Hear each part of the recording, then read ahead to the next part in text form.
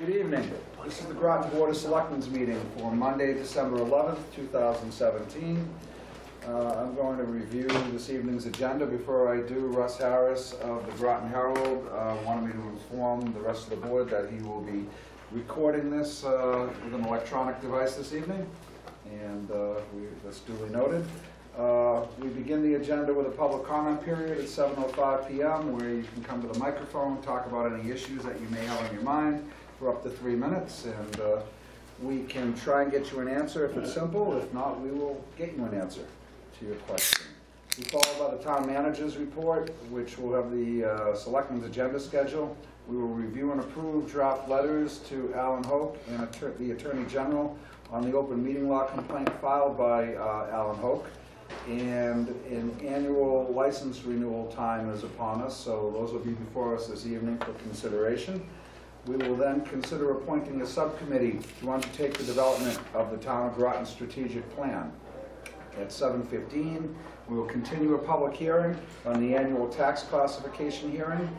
At 7:30 p.m., the Indian Hill Music Development presentation will occur in part. And at 8 p.m., the annual report of the Economic Development Committee will occur.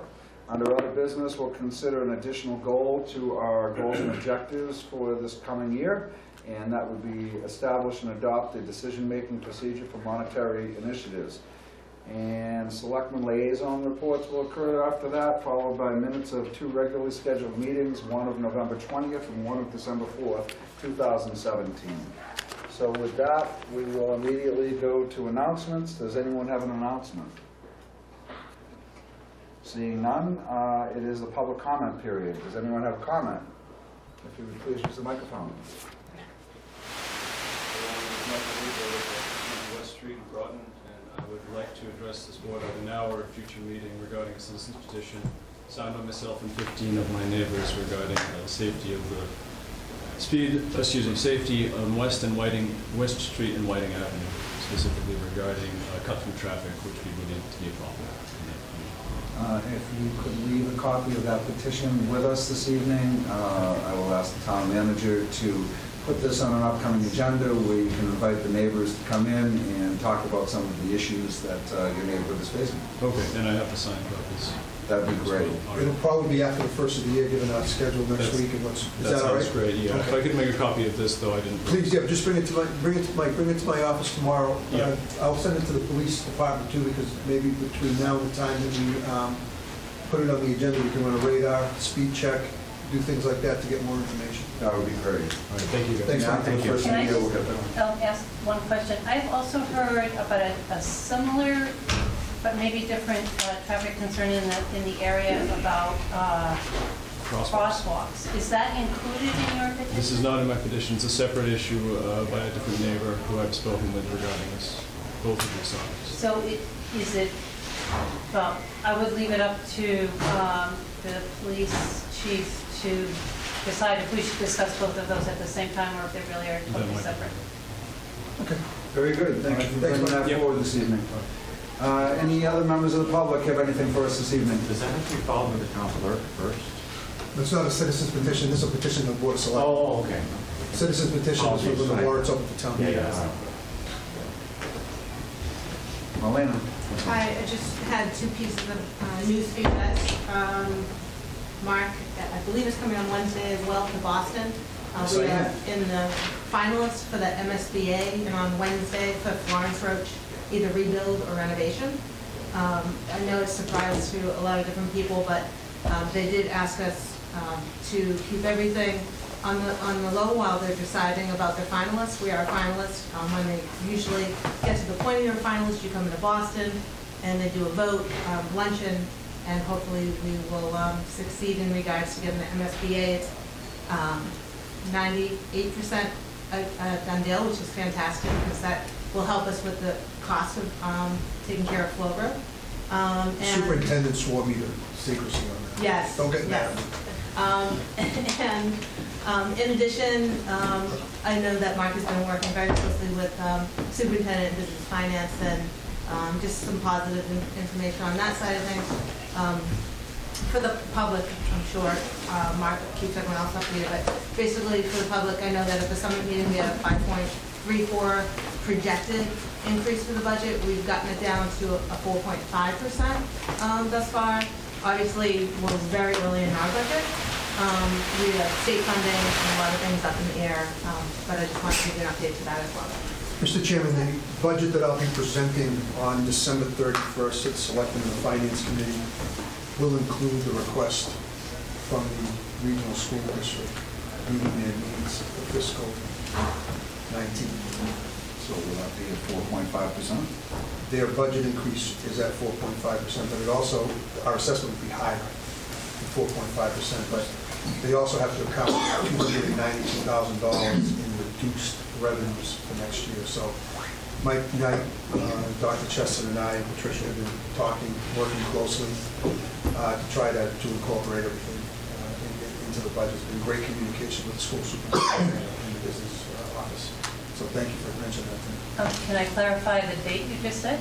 December 31st. So we're meeting on New Year's Eve? No, that's why I need the budget. He's required by the charter to produce a budget to the selectmen by December 31st. I'll be working you more. And could you specify, for my benefit and the benefit of the public, when the actual public meeting will be that will happen? January 8th. January 8th, okay. So Mr. Chairman, one thing that's going to be different this year, based on feedback from several members of this board and the Finance Committee, we will not be giving you a budget book this year. We will be giving you the budget electronically. Barry, I know that makes you very happy. So, and if you decide you want it printed out and not online, let me know, because we'll make you that copy. But it's going to be all electronic this year. In what format? In the Word format? PDF. PDF? Yeah. Writable? I'll have to talk to IT. Because I do notes in the budget book. You You should be able to do that. You can edit I'll have IT make sure we can do the that. notes and comments. Yeah. But we just thought this was something that I know, Barry, you yelled at me 3 years ago when you were in the Finance Committee. I So think we'll yelled do is a that. strong word. Well, you pointed it out to me. Why are we wasting paper? So we're not going to waste paper. It's going to be electronic this year. It'll still be the same format that you've received in the past, except it'll just be That's great. electronic. Any further comments from the public?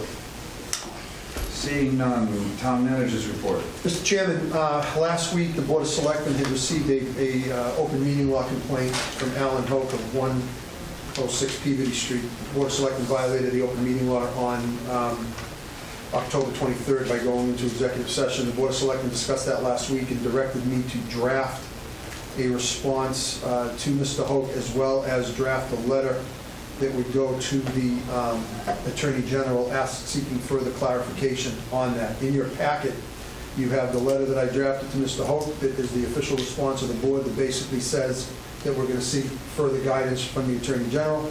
And then you have the letter that I've sent to the attorneys that I've drafted to go to the Attorney General that outlines the entire issue and also talks about the minutes, the meetings of October 10th, October 24th and November 13th, rather, October 23rd and November 13th. All those minutes are part of the attachment that goes. I'd ask the Board of Selectmen to vote to authorize the issuance of both those letters tomorrow so that we can comply with the 14-day notice on getting it out. I'll also call to the Board of Selectmen's attention that on Friday, December 8th, we received another open meeting law violation against me, the town manager, for forwarding an email to members of the board. I spoke with town council today on that. He will be sending me a response that we will have on the agenda for next week when we discuss it. And we also received a second open meeting law complaint from Mr. Hoke on December 11th, the third open meeting law complaint from Mr. Hoke on December 11th, which was this morning, saying that the board violated the open meeting law on October 10th. I spoke to town council about that as well, and I will put it on the agenda next week. But you really talked about the October 10th issue at your meeting last week, and it's in the letter that we're sending to the Attorney General, the minutes, the discussion, and everything else having to do with that. But I really want to make sure we follow the letter of the process and the law, so this will be on your agenda next week. Your answer could simply be, we addressed it, we sent it off to the Attorney General, but you'll have that opportunity next Monday night. So I'd ask the board to authorize the issuance of those letters. So moved. Second. Further discussion? Yes. We talked last week, and you're going to try and get a sense of how long it will take them to respond? You know, I called, it's a good question. I put a call into the AG's office. I called the, what's the agency that I called? I called the Division of Open Government, and they wouldn't tell me how long it would take. They review it, and they get to you when they get to you. Okay. That was the response I got. So yes, I did ask. I'm assuming it'll be a quick turnaround. It doesn't seem like an overly complicated issue to me. Then again, I'm not a lawyer. I only pretend to be one in Selectmen. Okay, bad joke. Moving on, Mr. Chairman. No, we didn't vote One yet. moment, Connie Sartini? Yes, Connie Sartini from the Groton Herald. Are the copies of the response to Mr. Hope and the letter that's being sent to the Attorney General's office available to the public? It will be Once we tomorrow. Once we vote on them. Okay, I would request a copy at that time. Connie, I'll email you tomorrow morning if the board authorizes Thank you orders. very much. We have a motion for us, further discussion. Jack? I'm just concerned that our response to Mr. Hope just really addresses the open meeting violation itself and doesn't address the other specific items that he's requested. I think it could. I mean, I think we've said that we don't believe that we can revoke this permit. Based on that, we would not revoke the permit, which is, I think, his third request, and we wouldn't do it in open meeting. So I think that we show ourselves to be coming up short on a requirement to respond if we don't respond to his 4 items. Well, in so much as we did not take action specifically on saying, yes, we violated, or no, we didn't, and we forwarded it to the Attorney General, and contained within the letter that was going to the Attorney General, it addresses the 4 issues that Mr. Hope brought up that he would like to set relief on by this board, that based on the decision from the Attorney General, we can do 2 things. A, we can send a copy of the letter we're sending to the AG to Mr. Hoke as an enclosure with this. I'm going to send it to him. And B, once we get an answer from the AG, we can then address his concerns. Mr. But Chairman. by including these within the AG's letter, it does address or seek to address the issues that he's asking for relief on. Well, we're not asking the AG whether or not we would, if we found it to be illegal, whether or not we would revoke the permit. We're not asking the AG that. That's for us to decide. We're not asking the AG whether if we did revoke the permit, whether we would do it in public session. That's up to us to decide. So we can answer some number of these. We just can't answer the first one. I'm actually asking the Attorney General that very question. If you read the last page of the letter, I said here, the board also wants to understand from the Attorney General what recourse, if any, can happen if they are found to be in violation.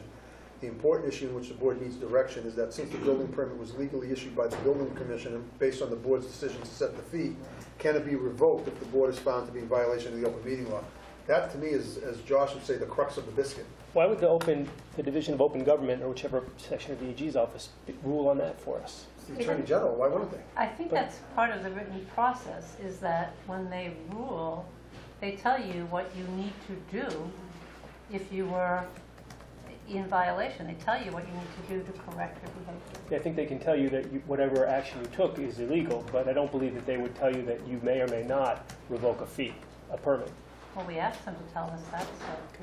Why don't we see what they say? But the point is we know what Mr. Hope is looking for us to do, and based on the decision that they make, if they find that we did violate the open meeting law, then we will need to address item by item what he's asking for.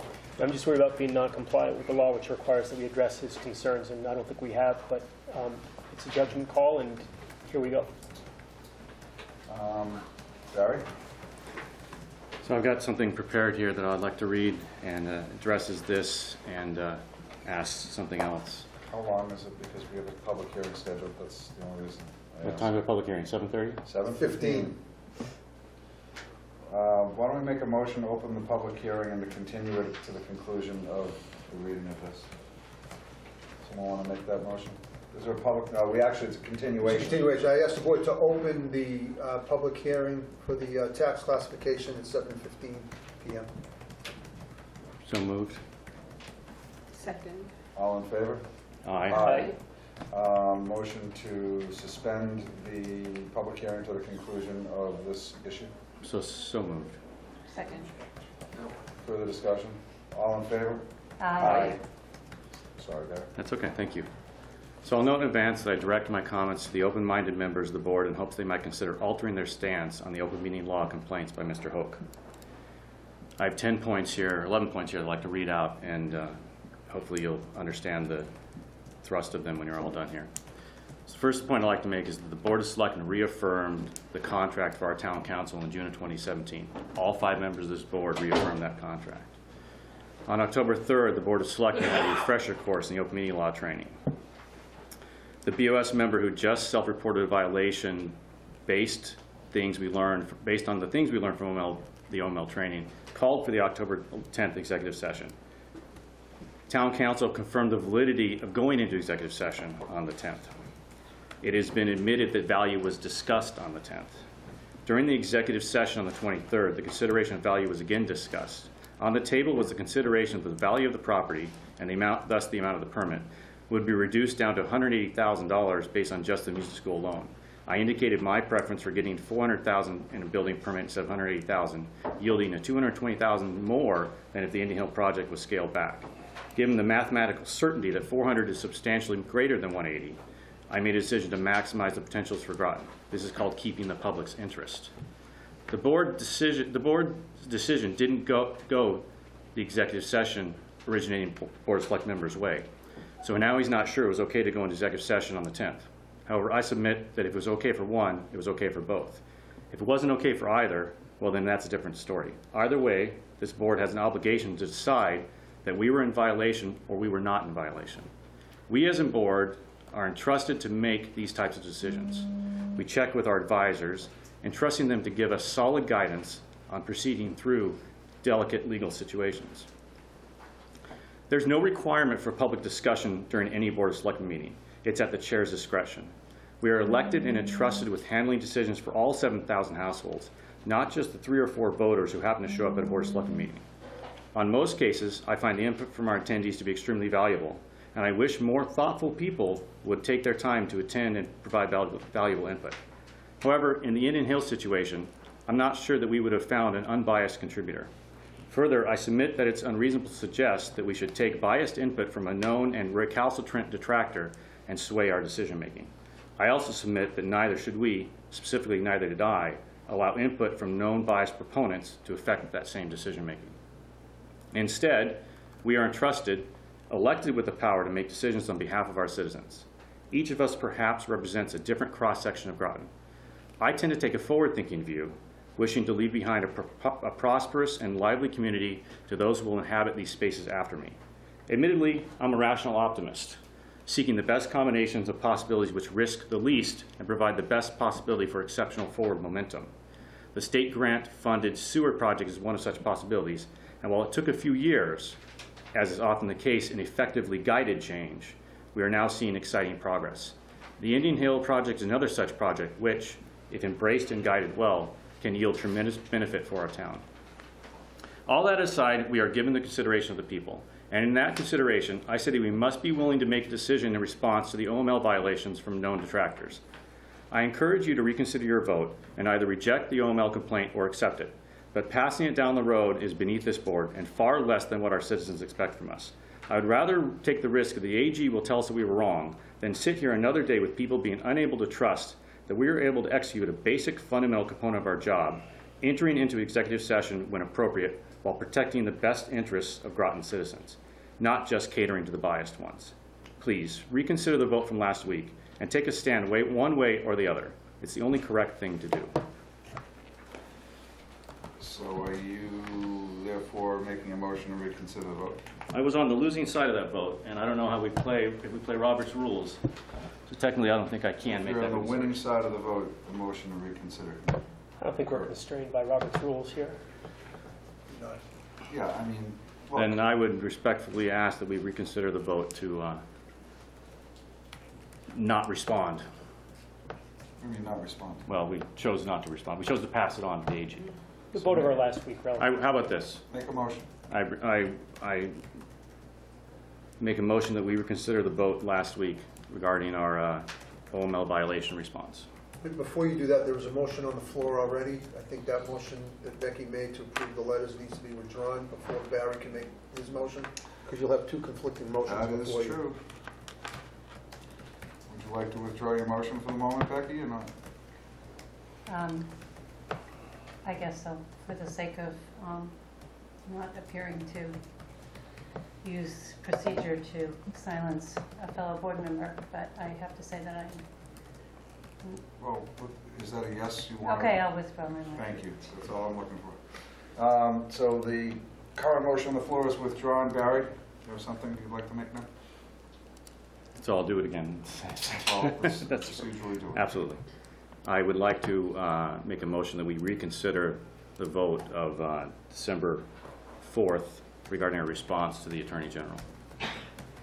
Motion's been made Second. and seconded. Further discussion? So I will just say what I was going to say. I have a very different opinion.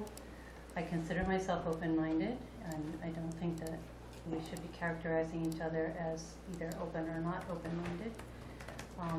I believe, as I said last week, that it is the best for the community to ask the level of law above us that controls us to give us a ruling. So I'm not at all interested in changing my vote, and I am very intentional about that, because I think if we were to take a position of adamantly saying, yes, we violated it, or no, we didn't violate it, there would be it would only prolong a lot of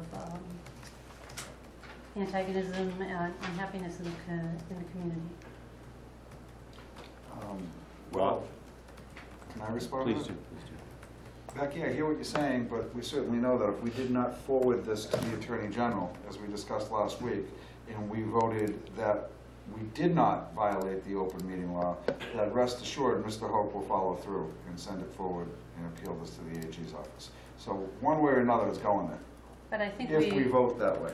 I think that we have taken a proactive stance in saying we want to hear the legal ruling.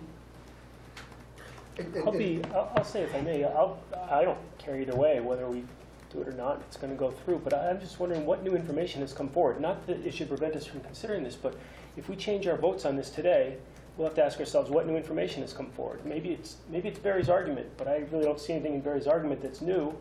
It makes me wonder how fickle we are if we can change our decisions week to week. Why do we employ our legal counsel and then follow their guidance in the,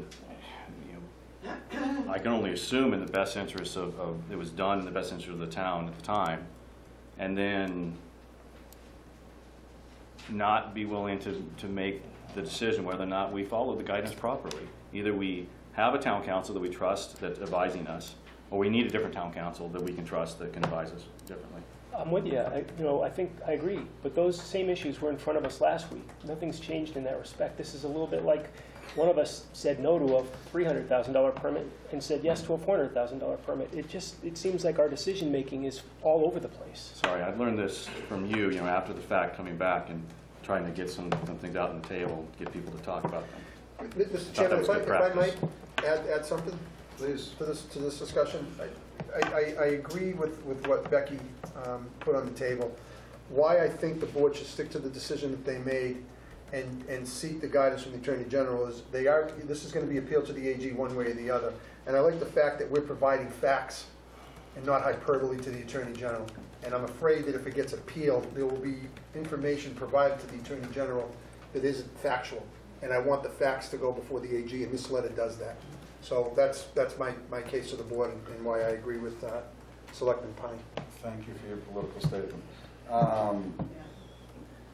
Yes, Alice. Mark, when you spoke with the AG's office, did the topic of them rendering kind of a decision on this come up? No, I just asked if we send an appeal, if appeal goes in, how long does it take for the AG to come back?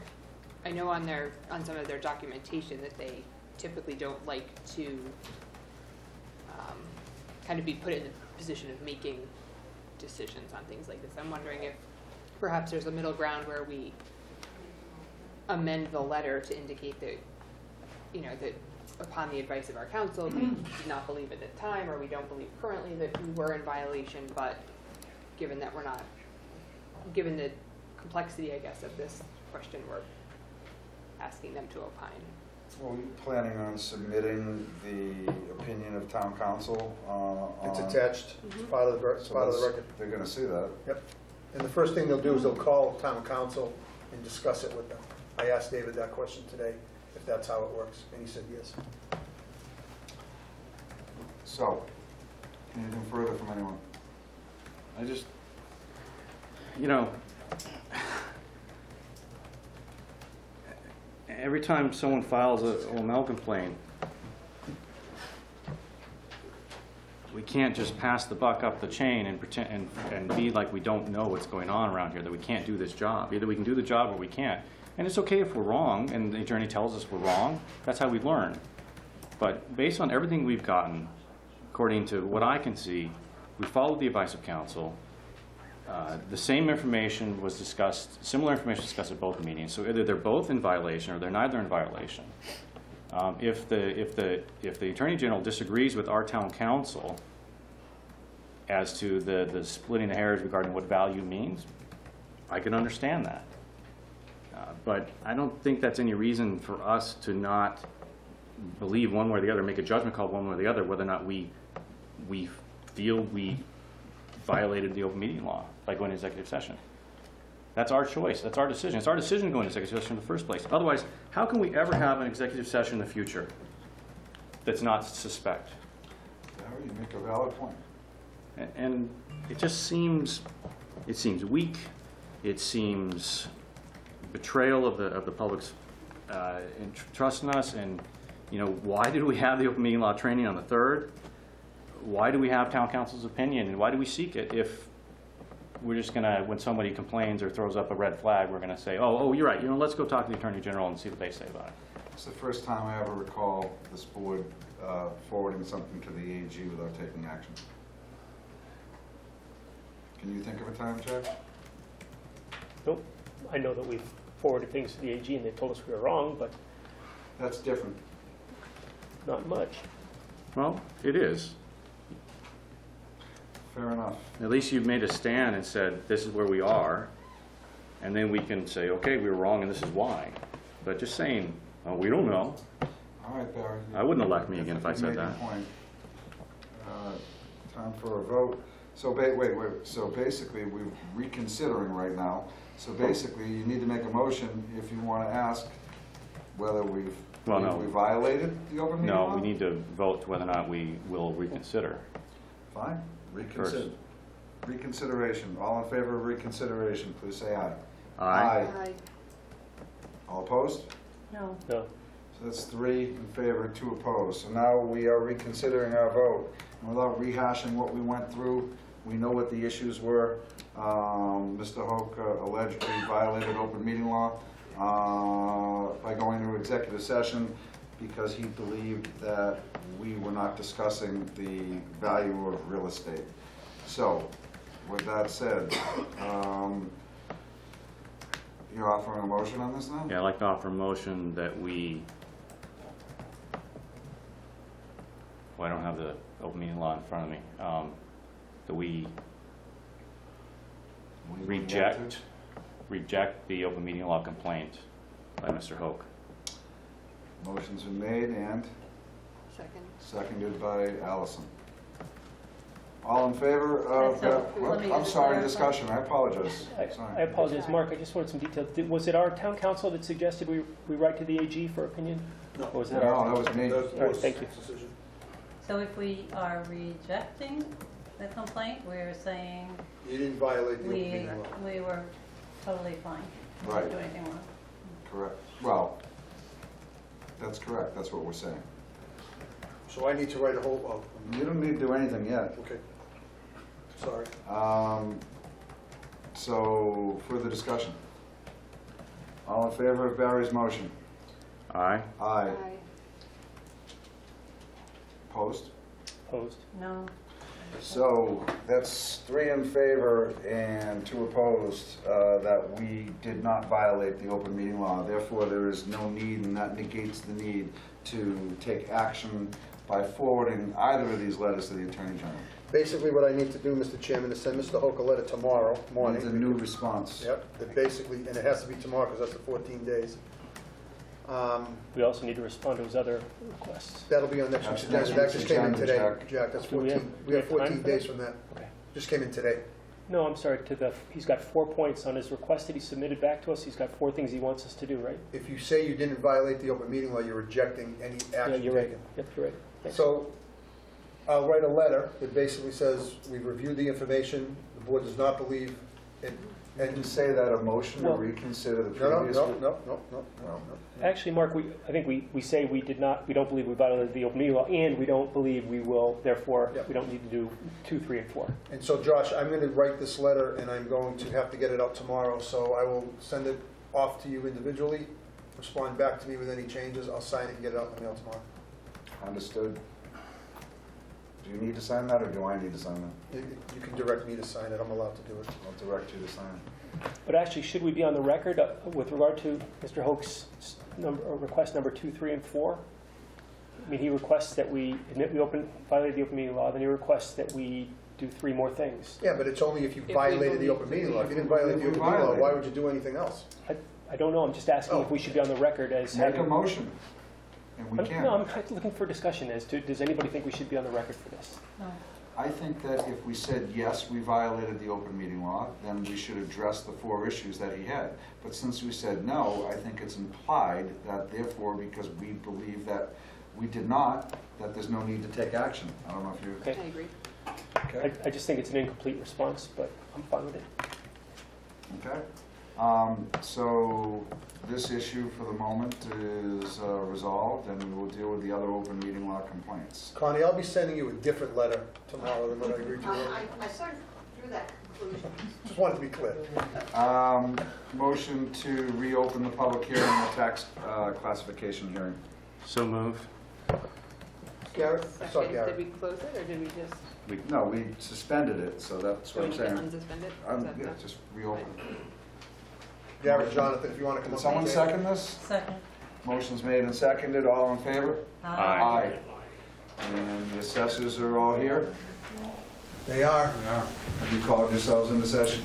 Yes, we did. Excellent. Good evening. Good evening. Hey, congratulations are in order. Yeah, I heard that someone was retiring. Yes. Yes, I did already. Congratulations. Congratulations. I'm Thank you jealous. very much. I wish unfortunately, the North Andover Selectmen didn't bother to congratulate me. Well, the Groton wants to... Rotten wood, you- Yes, it is their loss, but I'm moving on. These are all mine now. That's right. He's going to feed me data, and I'm going to be making spreadsheets. Yes. Very good. All right. So the table is yours, sir. Well, this is the annual public hearing where the Board of Assessors fulfills their duty to make recommendations to the Board of Selectmen about whether there should be a classification of the tax rate, which essentially the decision is whether to shift some of the, adopt a split rate, which would have the effect of shifting the burden from the residential class to the commercial. And Jonathan, did you give them the Board of Selectmen? it's in the packet. Yeah, we have. Okay. And so- All right, so It's very interesting reading. yes, if it's a sure cure for insomnia. I highly recommend it. You know, no, I was on a plane overnight trying to read it, and it did put me asleep, so it didn't work. Okay. Well, I think what you have to understand about classification is that it is designed for communities that have a rather large commercial tax base relative to the whole. When it was originally introduced back in 1980, it was recommended informally by the Department of Revenue that you have at least 10 or 20% of your tax base commercial, because what it does, if you look at the CIP shifts, which at the far left-hand corner of the handout, it doesn't take very long to hit the 150%. And the amount of, if you look at the next column that says residential factor, Garrett, somebody wants to know what CIP stands for. Oh, it's commercial, industrial, and personal property. The state, the court has recently affirmed the, can you move this back? I can't, my computer just froze, Karen. I'm trying to- Okay, well, trying to do something. Move the screen. Well, I just. personal property is subject to the commercial tax rate. That was actually part of the telephone case that went to the Supreme Court, because one of the arguments of the phone company is that they should be under the residential rate, and had that been decided in favor of the phone company, at least my former jurisdiction would have had to pay back somewhere north of $2 million without changing any values. So that was a very, very good for the municipalities. But be that as it may, what would happen, because Groton has a 94% residential tax base and just under a 6% commercial, industrial, personal property tax base combined, the effect of shifting off of residential has a, because of the relationship between the two tax bases, it doesn't take very long to hit that 150% increase of the tax rate. So the way it works basically is, and I think the core thing you need to know is, if you decided to hit the maximum shift you're allowed under law, which would be to raise, that make commercial, industrial, and personal property pay 150% real estate taxes of what they would have paid had you decided not to shift, it would only result in a less than 4-cent break on the 4% break on the residential homeowners. So the effect from an economic standpoint on the commercial people would be rather significantly and perhaps catastrophic, but it would have a de minimis effect on the bills of the homeowners.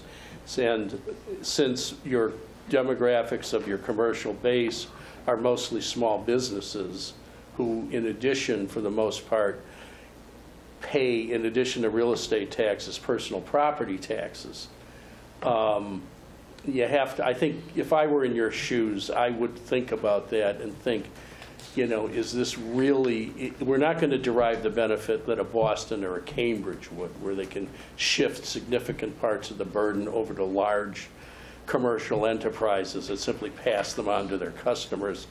We're going to shift the burden over to people that own small businesses. And, you know, really, do you want to do that? Because the benefit to the town and to the other taxpayers is going to be negligible. So if you look at what Garrett's saying, if you look up on the screen, if you shift, you know, 60 cents on the residential rate, you have to raise the commercial rate $10. You'd be putting businesses out of town. So the factor of 1 at $18.67 makes sense. So basically, a lot of communities that have larger commercial and industrial bases approaching 20% of the communities that are considered a split tax rate. Is that fair? Yeah. I mean, look, if you want to know the real reason they allowed classification, it was unconstitutional until 1980. And I had a chance, I was fortunate enough to have a discussion about this with the gentleman, he's now deceased, who was a City of Boston Corporation Counsel, who wrote the constitutional amendment for classification. And what happened with Prop 2.5 was that Boston hadn't done a reval since 1916. So you had people that lived in South Boston in triple deckers that had $1,600 assessments, and all of a sudden, and paid no taxes if they were widows and veterans and got the standard exemption, because the standard exemption was $2,000. They spent their entire adult lives not paying any real estate taxes, and all of a sudden they were going to get like a $6,000 or $7,000 tax bill because their property was going to bring in the effect of 60 years of inflation in the real estate market. So in order to prevent the so you had a situation at the end of 1979 where 30% of the property in Boston was paying 75% of the taxes. That would have reversed itself in 1 year, fiscal year. So in order to prevent a catastrophic effect and probably a political revolution, they came up with a constitutional way of legalizing the bad assessing practices that had gone on for 3 generations, which is basically to underassess residential property and overassess commercial property. And that's why you have classification. It was pure politics to save the finances in Boston, Cambridge, and some other places. So it's not, unless you have a huge commercial tax base, it really doesn't make any sense. Allison has a question. I do. So I'm wondering, and I think that this is a great chart, but I also love Excel, so I'm good. My quandary is this: I'm wondering if you have ever seen or heard about a scenario whereby a community might kind of flip this on its head and look at reducing the commercial, industrial, personal property so that it would encourage businesses to come here for a short term. I mean, I would think that if increasing their taxes by 50% saves taxpayers 60 cents. I don't know. I mean, theoretically, that might be possible. I don't have it in front of me, but there's such a thing. There's this very arcane form that's in part of this series that calculates this. It's called the LA7. And what it does is the formula for determining, for instance, the formula that determines that you can only go up to 150% instead of 175% like Boston and Brookline and Cambridge has to do with the calculation of something they call your minimal residential factor. Now, there's 2 things here. One, I'm not sure if you can have what amounts to an underride for commercial property when you have a single tax rate. And 2, I don't know, there's a pretty narrow percentage base that you can shift between your minimal residential factor. You're only allowed to go down so far, and the more primarily residential you are, the higher that base is that you can't go below. So if you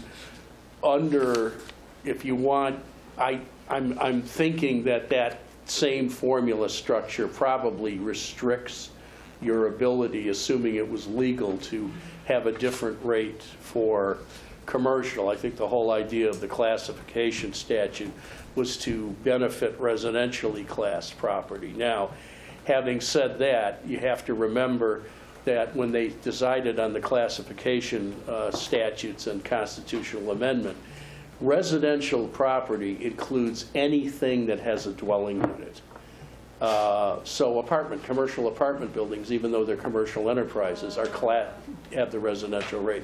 It also includes daycare centers. There's a few things which the legislature, it's basically special interest legislation, decided to apply the residential rate to.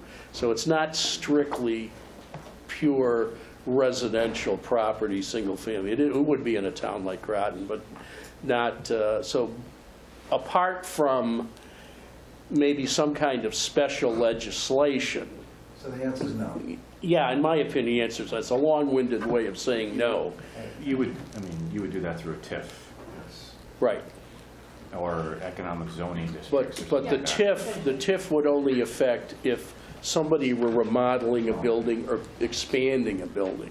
The TIF would it would only affect the part that you're going to expand, not the original part.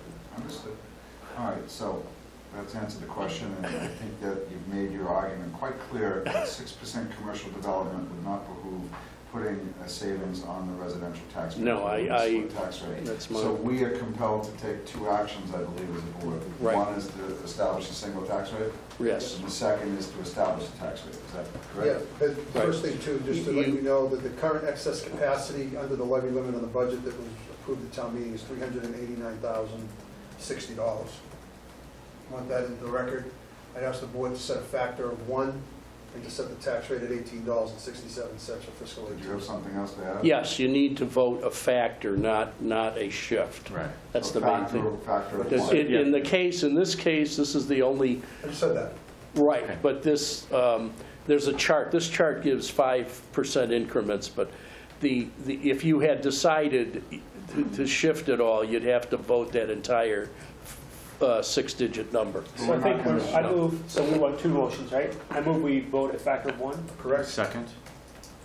Further discussion? All those in favor? Aye. I move that we set the rate at 18.67. Yep. I'll second. Further discussion? All those in favor? Is there any input from any other of the assessors on this? I'm not seeing any hands, I'm seeing nothing out there. All right, 18.67 is what the motion is. All in favor? Aye. Thank you, assessors. Thank you, staff. We'll be sending in the recap sheet first thing tomorrow morning, so we get the tax bills on January 1st. I need to go in and certify this vote in Gateway, right? Yeah, you need and the board or the board's representative needs to check off the LA5 information, Okay. and so does the town clerk. And I need a copy of what the selectmen sign. I need to scan it and send it to DOR also. Do you have the document for the selectmen? Do you have the original? Do you have a document for us to sign this evening? Yeah, it's right there. We have signed in our meeting prior to this meeting, we signed a copy of the LA4, and if necessary, we'll sign a copy of the recap so that our signatures are on file for the... Mr. Chairman, before they leave, could we just have them introduced, who our assessors are? Sure. Especially for the benefit of me. Oh, well, I'm Garrett Bowles, Yes, and I'm the Garrett. chairman. I do know you. I'm Jennifer Evans. I've been on the board since 2008. And I certainly know your name. Certainly have. It's nice to have a face to put to it. And Donald Black, I've been on since late 2015. And since we're doing this, how about your office staff, Jonathan? I'm Jonathan Greeno. I'm the principal assessor. And I'm Megan Foster, and I'm the assistant assessor. And we just hired you a few months ago, A few right? months ago. Thank you. And if you, Thank you, everybody. and just as a general statement, if some of you may recall, it was a little tense in here a year ago, uncertainty, where I just want to sing Jonathan Greeno's praises. He's been amazing. We had a phenomenal, our 3 skill sets work well together, and we're hoping that it was a reval year, and we're hoping homeowners find their assessments fair. That's great to hear. Hats off to all of you, Yeah, especially, we yeah. like I that it all agree worked out. We're wholeheartedly hoping with that. few abatements. Yes. Thank you. Hearing less is more for us. yeah, That's right. Thanks You for all know of the us. assessor's office is running well when you don't know it's there. Yeah. Mark, while Thank you, everyone. the assessor's still here on that point, we were going to contract for We did. and that's already in The process? assessors have already issued the contract. We did a bid. You guys awarded the contract, right? Mhm. For the reval, yeah. And they've Awesome. already, they did the first 215 homes, and it's Yeah. off and rolling, and they'll be starting up again in May. Are you- Excuse me, March. Are you excited? Yeah, I'm wasting no time getting out to my house. so most of what's not going into homes, they don't have to go into homes, and most of that's it's funny. measuring things. We were just so- doing through streets, Joe. That's awesome. Oh, that's the I'll give you highlight that of the 20, I'll day. give you later. Dawn, is this for Jonathan? Yeah, get that back and go to Jonathan. All right. Thank you. Moving on with your town manager's report. Unless you want to Well, defer that, I'll defer my because- town manager's report until after the Economic Development Committee makes their report, and we'll fly through that. But you, 7:30 agenda item was for Indian Hill Music Economic Development presentation. You have their written presentation before you. There's copies up here for anybody that wants to grab a copy of it. It outlines their issue. They're not here this evening. Yeah. Okay, I do want to discuss that. Is there- We can certainly do the other item first, though. Good, okay. Well, I think we can stay, well, Maybe we have actually, we are running late. They aren't here. Let the Economic Development Committee go first, and then we'll move on to Indian Hill. I agree with you, Jack. Mike? This way. That's Fay Rayner, committee member to join. John, you want to join us up front, too? We did We did post this meeting, and we are called to order. And Mark, I understand that you gave the board a copy of our annual report. Yes, we've seen that. Okay. And we're certainly here to talk a little bit about what's going on with the Economic Development Committee.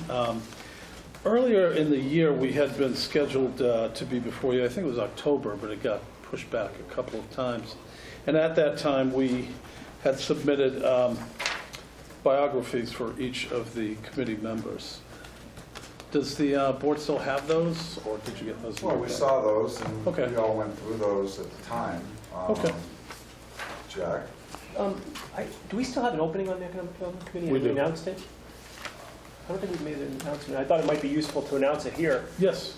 Given that you're getting some attention and people might listen to this thinking I might be involved in, I might be interested in that if they heard. Sorry to interrupt. I just thought. I'm trying to let him make his presentation. Well, it's better to announce. Well, I hear other presentations want to go before me, so that's fine.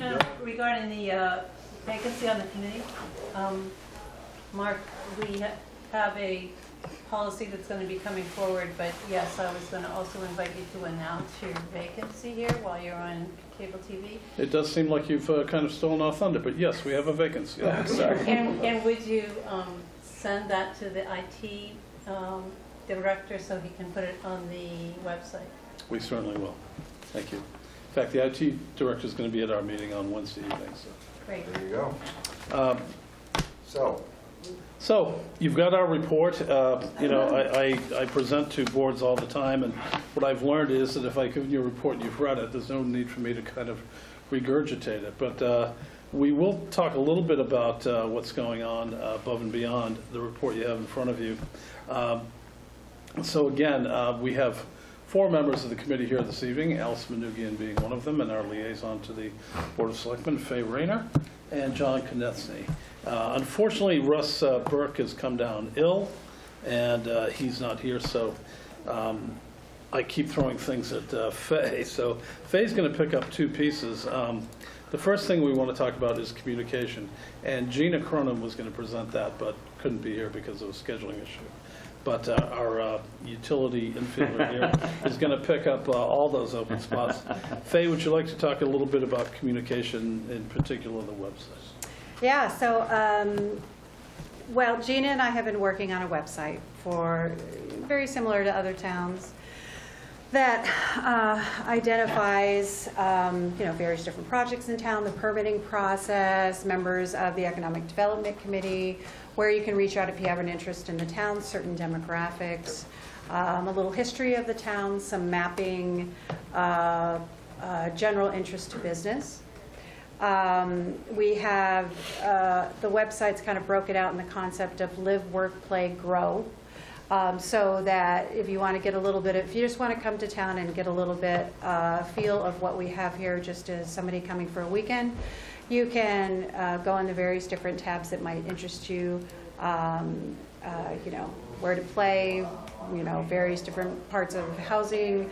But specifically, of course, our focus is economic development is the grow part. And that's where you go, as I say, to find information about permitting, the various different departments, the master plan, the Economic Development Committee, what the goals of the Economic Development Committee are envisioning, and other sort of components that may be helpful to a business person wanting to come to town and understand who we are and if we may be a fit for them. From a communication standpoint, I think that there is different viewpoints on economic development and what it means for our town, the type of growth, the amount of growth, the type of businesses, the services, and those sort of things that we feel support our community and our community will support. And so part of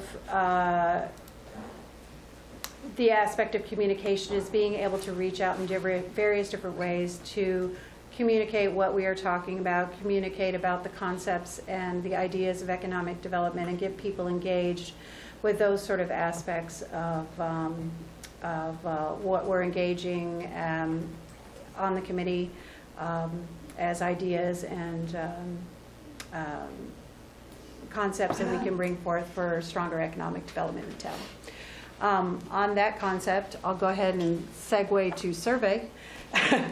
We're also talking, or we have developed a survey to reach out to the community as part of the communication, to kind of query the community about demographics, who we are, what services we use here, what services we use elsewhere, how far we want to travel for those services, what things they may be interested to receive here, how the business climate is here, how people feel about municipal services, just to get about various different recreational activities, how people feel about their community from an economic development perspective.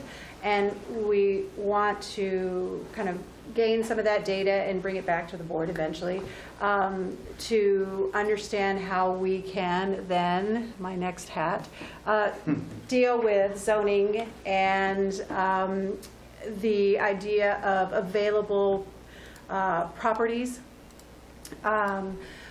both within the zoning that we already have designated, industrial, business, so on and so forth. What of those properties that are available currently are utilized to their full potential, and also where we see growth patterns based on some of the survey information, and where we may want to potentially expand our zoning to reinforce an economic development vision. We have done some preliminary analysis of the amount of parcels that are out there, how they're utilized,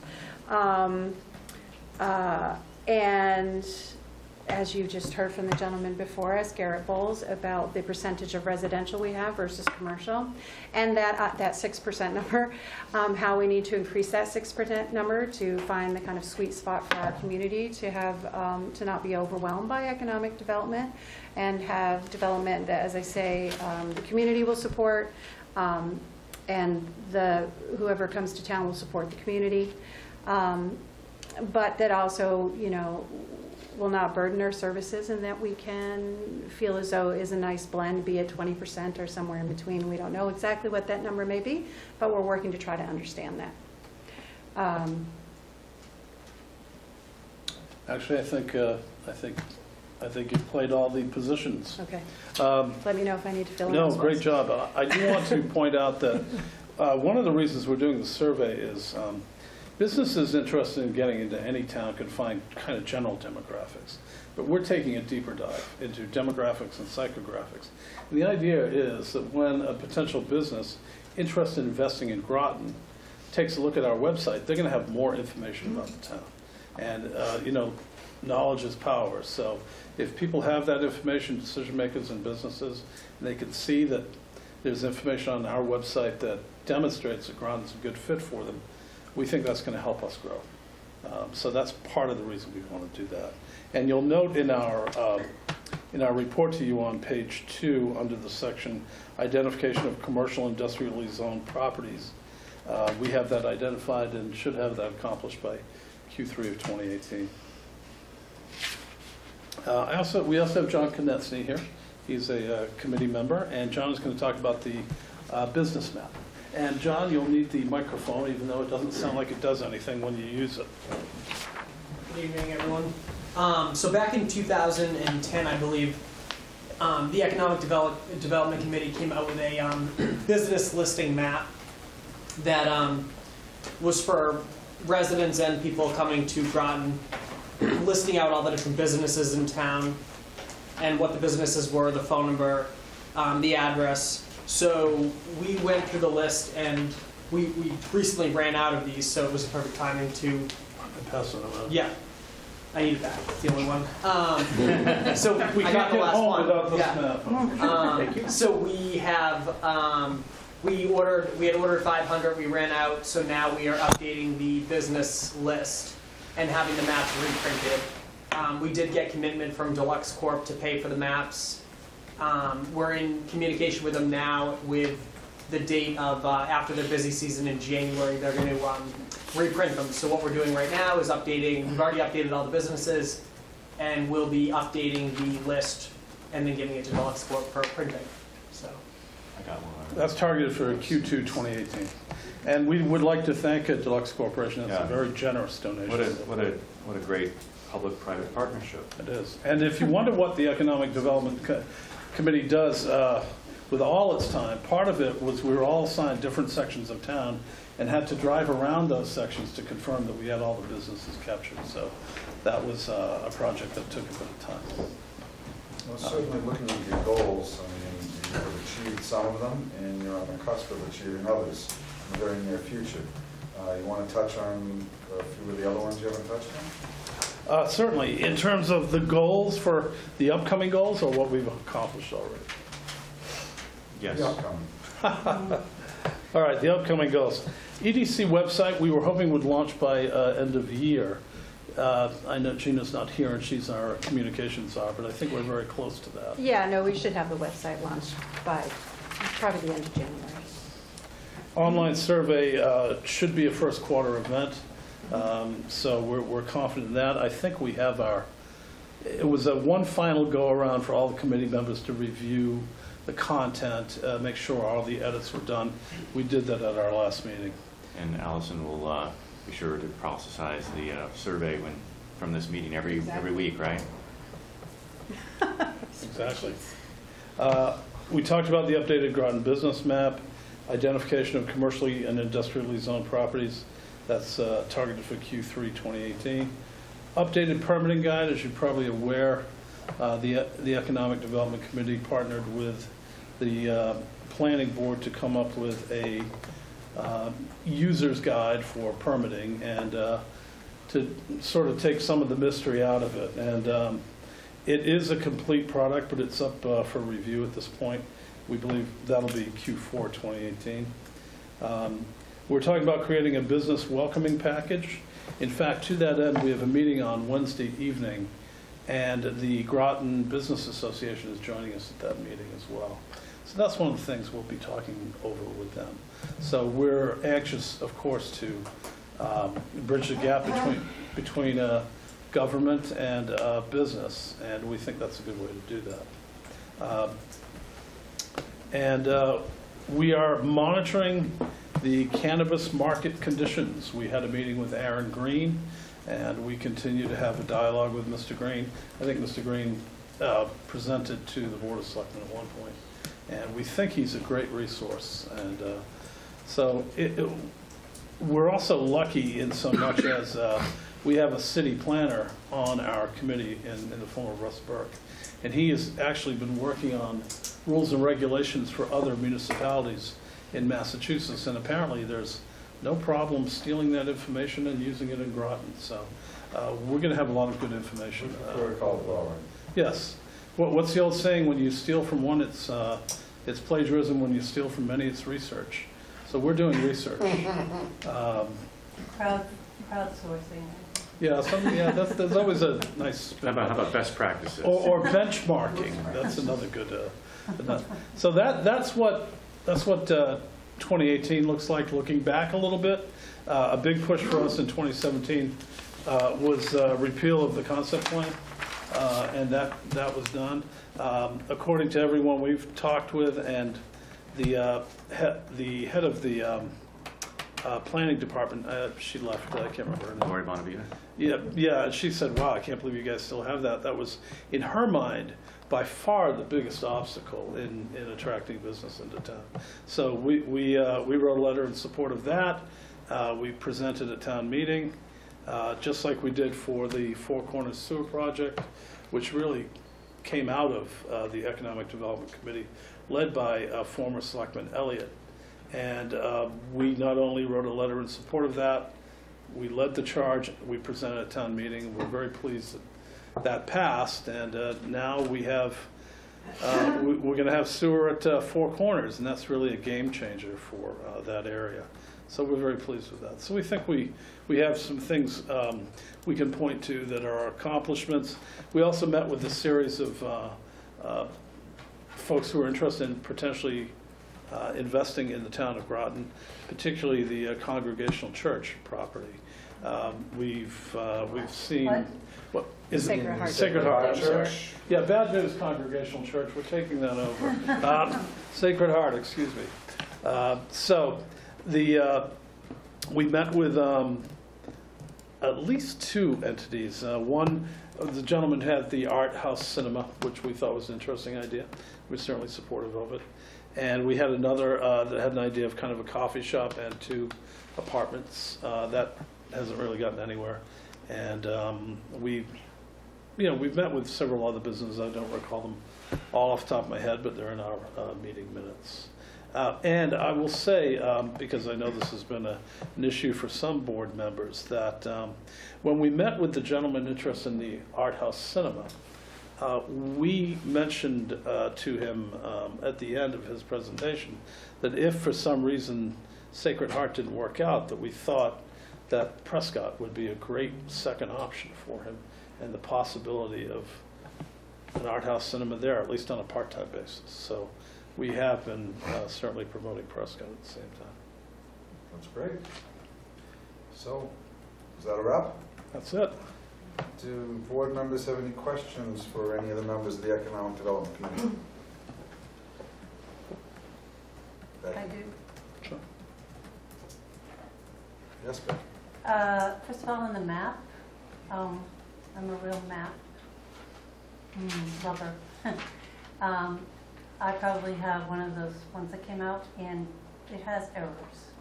So I would volunteer myself to look at your map before you go to print, because it really bugs me when maps come out with errors. We would love that, actually. So, okay. And the website, now, maybe this has already been discussed before my tenure on this board, but are there, Mark, are any of our other committees, they have their own websites? No, we create home pages for them, and then when documents want to get loaded, we load them through IT. I know Mike is excited about this. Mike Chasen, our IT director, is excited to go to your meeting Wednesday night to talk to them. It's one of his goals this year, and I welcome that. There's nothing wrong with having a separate home page for them, a different page for them. So I think it's a good idea. When it's in its beta form before it launches, it might make sense to give the selectmen a link. Good idea. Yep, So you absolutely. can just take a look and, Yep. make some comments back to you if there are any. And Josh, I was remiss in leaving someone out of the presentation. That is Allison. She's our liaison, so I apologize, Allison, but I don't know if you want to comment on your liaising, if that's a word. Not really. I mean, I'm certainly going to the meetings and participating, and if there are questions or communication either way, I'm happy to serve as that conduit. She's been an excellent member. And Josh was our liaison in the past, and Anna Elliott before Josh. Getting back to the website? Yes. Yeah. So Gina did meet with IT to discuss the concerns about the web page and whether we could have the separate web page and how that would be connected. And we're also talking about maintenance, talk about errors, and trying to populate it with content that doesn't need constant updating. Still gets to the point, still points you to businesses and that, but not in such a way that you're constantly updating links and those sort of connections. Right. So that's a topic of discussion, and in fact, that's probably the one thing that we're working through right now that's deterring us from launching, Yeah. to try to minimize that. But we did speak to him about it, and we do have kind of the bones of it, more than the bones of it. But there didn't seem to be any problem with having basically within the town of Groton website a tab basically, or a place where economic development was. When you clicked on that, it automatically redirected you to the webpage of EDC, which is pretty common for a lot of other towns, because we did study a number of other towns' websites. So part of my thinking was that we, I don't think we have approved our own goals, but we discussed our goals. And one of them had to do with having committees work in alignment with ours. And I don't remember how the wording. You mean that their goals follow ours? We did discuss that as a potential goal. Right. Right. thought that was more, well, yes, I thought it was more indicated with department heads. Did that make the but- final cut? It is. So I just wondered, I thought that it's important perhaps for us to think about if, how much oversight should another committee's website get from us? I mean, should there be a process that we, like we said, look at it? That's why I suggested that. Yeah, just to make sure that we're not saying one thing and, it links over here and says one thing, but back here it says something else, so. Sounds like you'd be a good person to check that website, Becky. I'd be happy to do that. The caveats there is, we don't want to be roadblocks. Right? We can be roadblocks pretty easily if we're always trying to improve everything, and that's a disastrous place for a manager to be, and a disastrous place for a board to be, especially in town government where you can only meet once a week and can't get something on the agenda for 3 weeks. So speak out information carefully. And presumably if you've already been talking with Mike, there isn't going to be an additional cost like a host or maintain or anything like that? No. And oversight is good in taking a look at it, and certainly the board should have the opportunity to look at, what the ideas of what we're trying to put out there to the public. But it begs an interesting question of kind of housekeeping, and we were talking about the links, for instance, permitting guides. A really perfect example of that is that the web page links back to the permitting guide, which is contained on the land planning, or the, and then they have to keep it. Should they move it?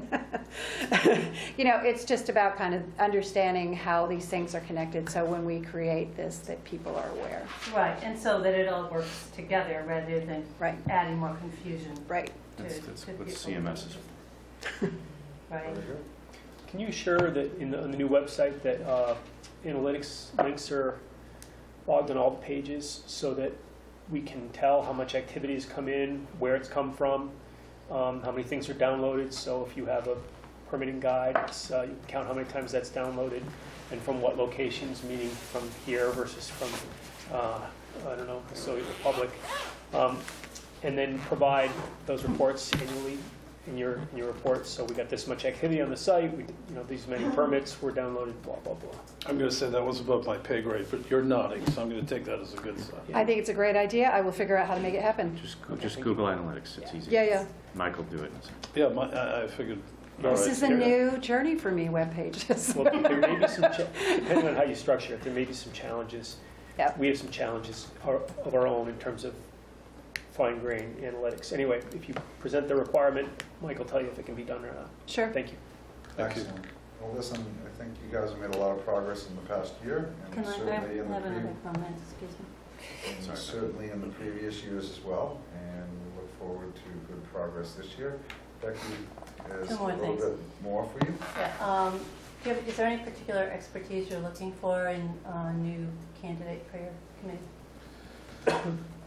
Well, I would suggest that would be a good question for me to bring back to the committee, because I think we need to think about that a little bit. I think it's an excellent question, but I don't know that I'm prepared to answer it tonight, but I think it'd be a good question for us to kick around in terms of inventorying the skill sets and knowledge we have now and what we think we might be missing. For example, we have a city planner.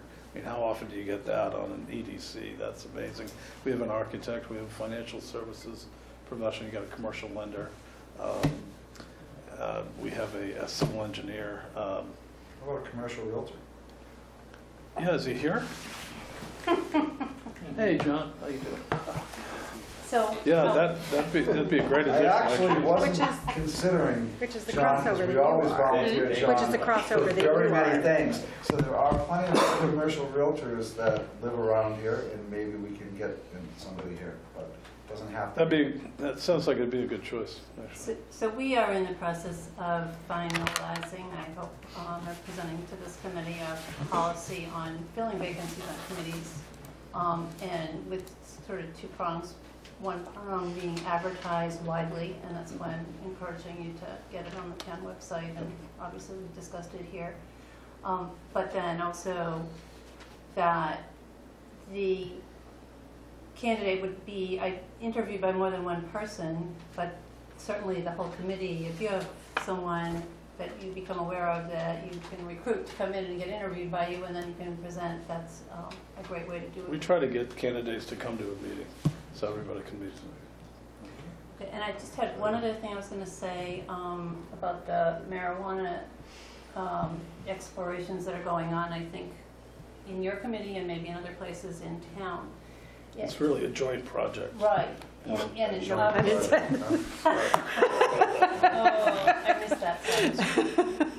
I must be screwed. Chairman's on a roll tonight.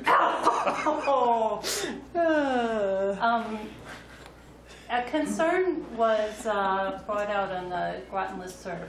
If these businesses have to be cash only because it is not federally approved and therefore interstate commerce, the use of credit cards may be illegal. Mm-hmm. And I realized when I read it here that I had heard that before. Mm-hmm. And that is really a significant issue if we have businesses that have to deal only in cash. So I had attended a seminar through the chamber with Jennifer Flanagan, who is on the Cannabis Control Commission, and that was one of the comments and questions that was discussed there. Apparently there is one large bank in Massachusetts that is working with marijuana retailers, wholesalers and such to process through payments with credit cards and the whole thing. So it seems like that is becoming less of an issue. Still something to be cognizant of. It's more of a cash business than others perhaps, but there is. Thanks. It sounds like you guys are doing a lot. Thank you. Any other questions on the selectmen? Any questions from anybody in the public? Seeing Connie had her hand up early, so. I have my back. I know, there's no good way to do it. I actually have two questions.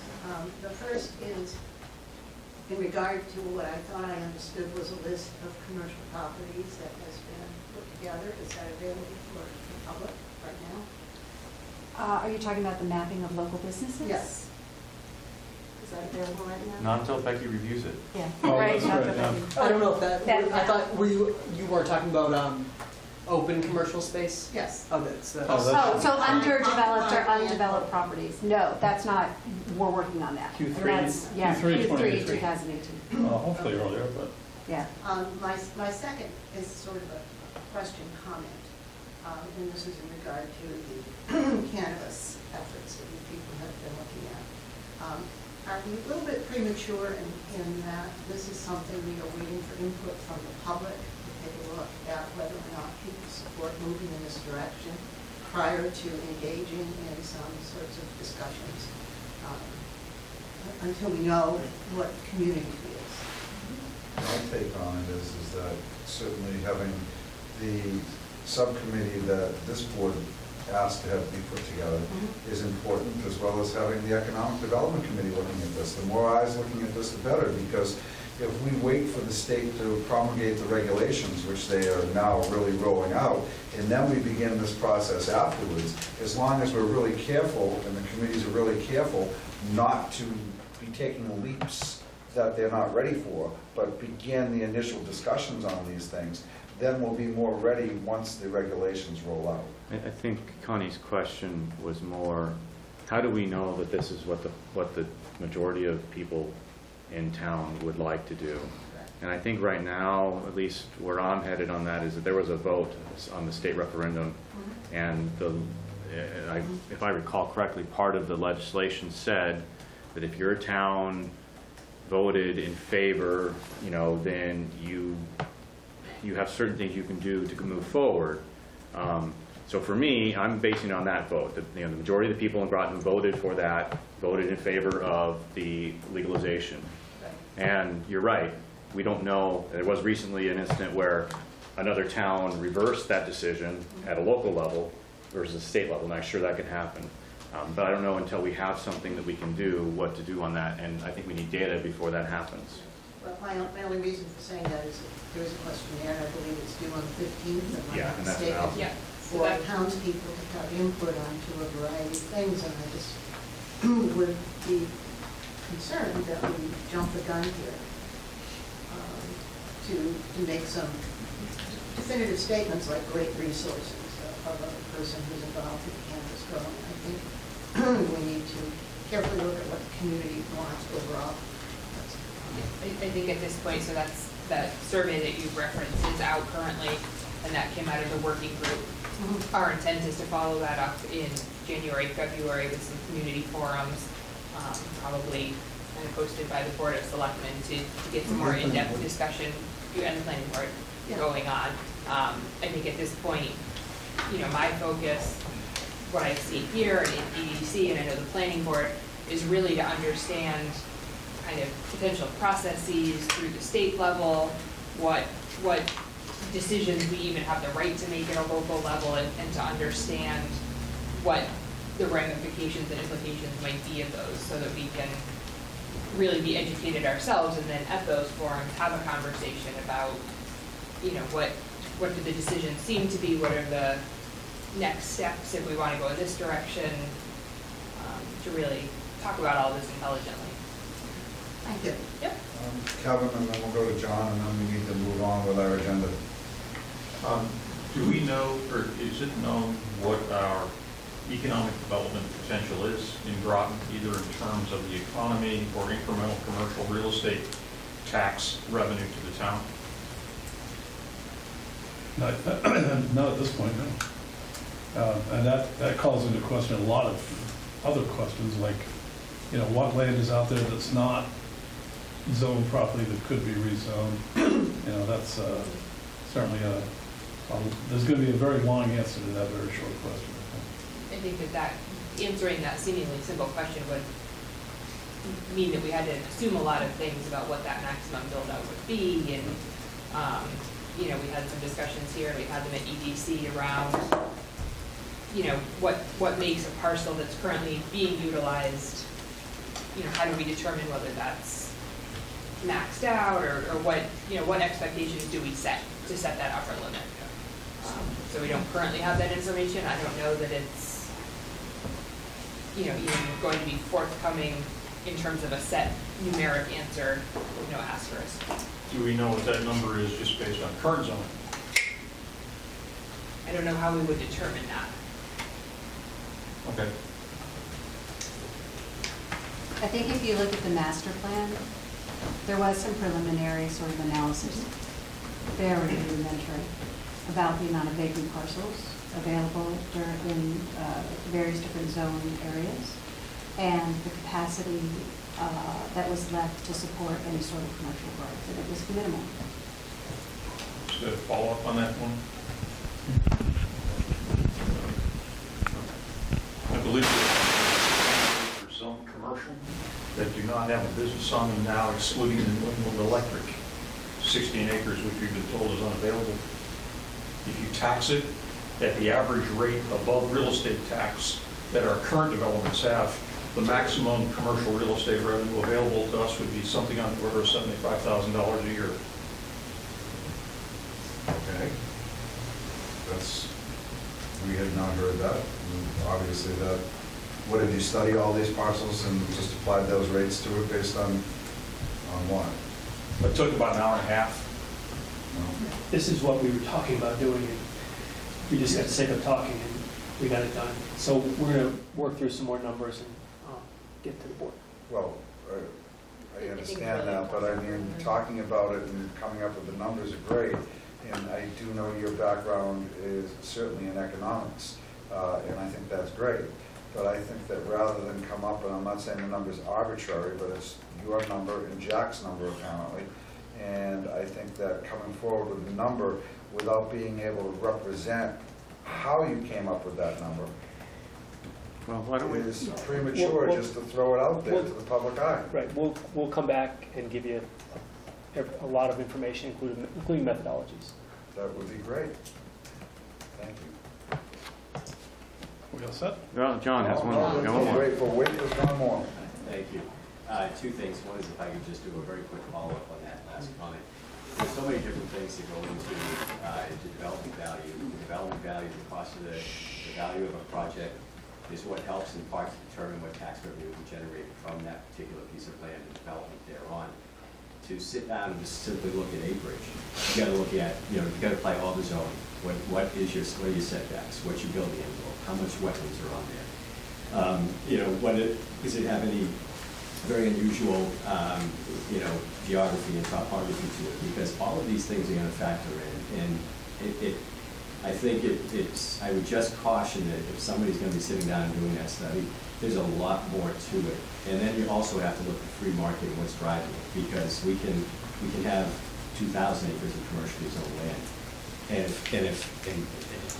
how many years did it take to get some development down here on Station Ave? And it was finally the market that pushed it because of the thing that was there, but it didn't translate into tax revenue overnight or even within 2, 3, 4, 5 years. So I would just suggest that as this type of information goes out to the general public, that whoever is putting it together, whether it's EDC or private citizens, that they're really careful with the assumptions they make, the research they do, and because this is something that would have a lot of discussion in the community. What I was going to just talk about before that was I've had the opportunity to speak to a lot of business owners in town because of the things that we are doing within the community. And one of the common things that I'm hearing is that they are interested in more businesses coming. They really want members. We've got some great shops that have opened up and joined the folks over on College Street there. We've got some restaurants coming into town. But again, the very common thread I'm hearing is we need more. What can we do? So the suggestion, and maybe the EDC has already done this, but I think that if there's a way to be able to reach out to the business owners, many of whom live within the community as well. They're busy running their business, they have family obligations as well, but this is important. And I think that they could be a really good resource to share with you perhaps the obstacles and the opportunities that they encountered as they were developing their business. Ideas of other businesses that would create some great synergy. But that resource is there, and I think that a lot of those business owners will take the time and give you the time that you can come up with some very helpful information to meet your mission. John, I'll say that's a topical point because we have a meeting on this Wednesday evening, and the Groton Business Association is joining us. So, I mean, that's the kind of group I think we can get that kind of information. And the intent of them coming is exactly what you said, to speak to them about businesses, what businesses might be coming, what you need as business in town, what you think so it's lacking, just the general business climate and how we can start creating that outreach and just talking exactly what you're supposed to do. I'm sorry, Tom, go ahead. Thank you, Barry. I know that there's probably some businesses in town that are not members of the Groton Business Association. Has there been any effort, or could there be some effort to reach out to those businesses as well? It's probably too late now to get them there for Wednesday, but I do think some of them, A, an opportunity to increase the membership in the Groton Business Association, B, again, to get you some real first-hand information and resource from these. And absolutely, and that would be the first hat, communication. And we have spoke of that and are working to start getting more people to the table to talk about that. Thank you. So to reinforce what John's saying, those businesses that are here know what it takes to be successful in Groton. And that's a huge encyclopedia of knowledge that other businesses should be able to tap and leverage and partner with. So I think that's one of our most valuable resources, those that are already here. And by building the community stronger and bigger, they also do better as a result. So I'm glad this is progressing this way, and I really appreciate the tremendous effort and focus that's taking place to get to this level. Thank you. Very good. Well, thank you for coming in this evening. It was very informative. And there is one opening on the Economic Development Committee. If anybody found this interesting, please reach out to the Selectmen's office or the Economic Development. I expect to see an application. Now, moving on, John, your map. Oh God, yeah, that's the only one. We're lost without it. All right. So, going back to Indian Hill Music Economic Development presentation. The representatives of Indian Hill were to come in this evening. They do not want to appear before this board and will not be coming forward because they have trepidations about ad hominem attacks made directly towards them from members of this board. and are refusing to come in and subject themselves to that based on what has occurred. As a result, I tried to get them to come in and worked very hard at it. I told them I'm not going to be their minion and make their presentation for them. I made that very clear. However, we do have some information that has been brought forward to us from Carol Prest, and I'm going to read an email that was sent back on, actually yesterday. And it says, as we discussed today, I'm sending you this email in the attached letter entitled the MCIH Impact on Regional Economy to be read into the record at Monday night's Selectmen's meeting. You asked Indian Hill Music to present an analysis of how the new music center at Indian Hill is likely to impact the local economy. To answer this important question, we had a pro bono independent third-party analysis of this question completed by Professor Stephen Shepard of Williams College. Dr. Shepard is a nationally recognized economist and is the founder and director of the Williams Center for Creative Community Development, a research center focused on understanding the role of cultural sector in promoting economic development and community revitalization. His research is funded by many prestigious groups, including the National Endowment of the Arts, the Massachusetts Cultural Council, the Ford Foundation, among others. His CV is attached. Dr. Shepard is also the author of a study commissioned by the Boston Symphony Orchestra and documents how the BSO impacts the local community, both in eastern Massachusetts and in the Berkshires. This 2017 BSO study attached states, viewed with focus on Berkshire County, the BSO programming and events at Tanglewood increased the local economic output by more than $103 million. Based on models developed for this comprehensive study, plus projections on audience size and budget that Indian Hill Music provided to him, Dr. Shepard was able to do a similar analysis of how the music center at Indian Hill would likely impact the regional economy 3 years after the new center opens. In his letter to Josh Deegan, dated December 8, 2017, summarizes his findings and is attached. After being open 3 years, the music center at Indian Hill will add almost 195 jobs to the region. The music center in Indian Hill will add nearly $21 million annually to the local economy. He defined the local economy to include the town of Groton and nearby communities north of Route 2, but not stretching as far north as Lowell. We are grateful that a scholar of his stature was willing to complete this analysis specific to our project and our local economy free of charge. We would ask that you read the one-page letter entitled the MCIH Impact on the Regional Economy into the public record this evening and make it available on the town website. Finally, many people in Groton may be unaware of Indian Hill Music's outreach efforts, which in FY17 totaled $114,000. Live free buck lunch concerts were enjoyed by over 2,600 residents last year, mostly senior citizens, some local assisted living homes. Threshold singers who sing at the bedside of critically ill patients completed 65 sings that benefited 184 family members. And they also sang at the Healing Garden and memorial services that were attended by over 500 people. For the past 11 years, we have provided music education for students in the Air Shirley school system. This year, we are beginning a similar partnership focused on band instruction with Fitchburg, a district in great need of music education. Scholarships are awarded annually to music students who could not afford music lessons. Discussions have begun with the Groton-Dunstable Regional School District Superintendent Laura Chasen and Marlena Gilbert about ways that the Indian Hill Music can work with the Groton-Dunstable Regional School System to provide opportunities for after-school music lessons in schools. We have also discussed the making of the concert hall and lawn seating available for a Groton-Dunstable High School graduation once the new building is open, free of charge to the school system. The Indian Hill Music is proud of the role we play as a community resource for music education, performance, outreach, now and in the future.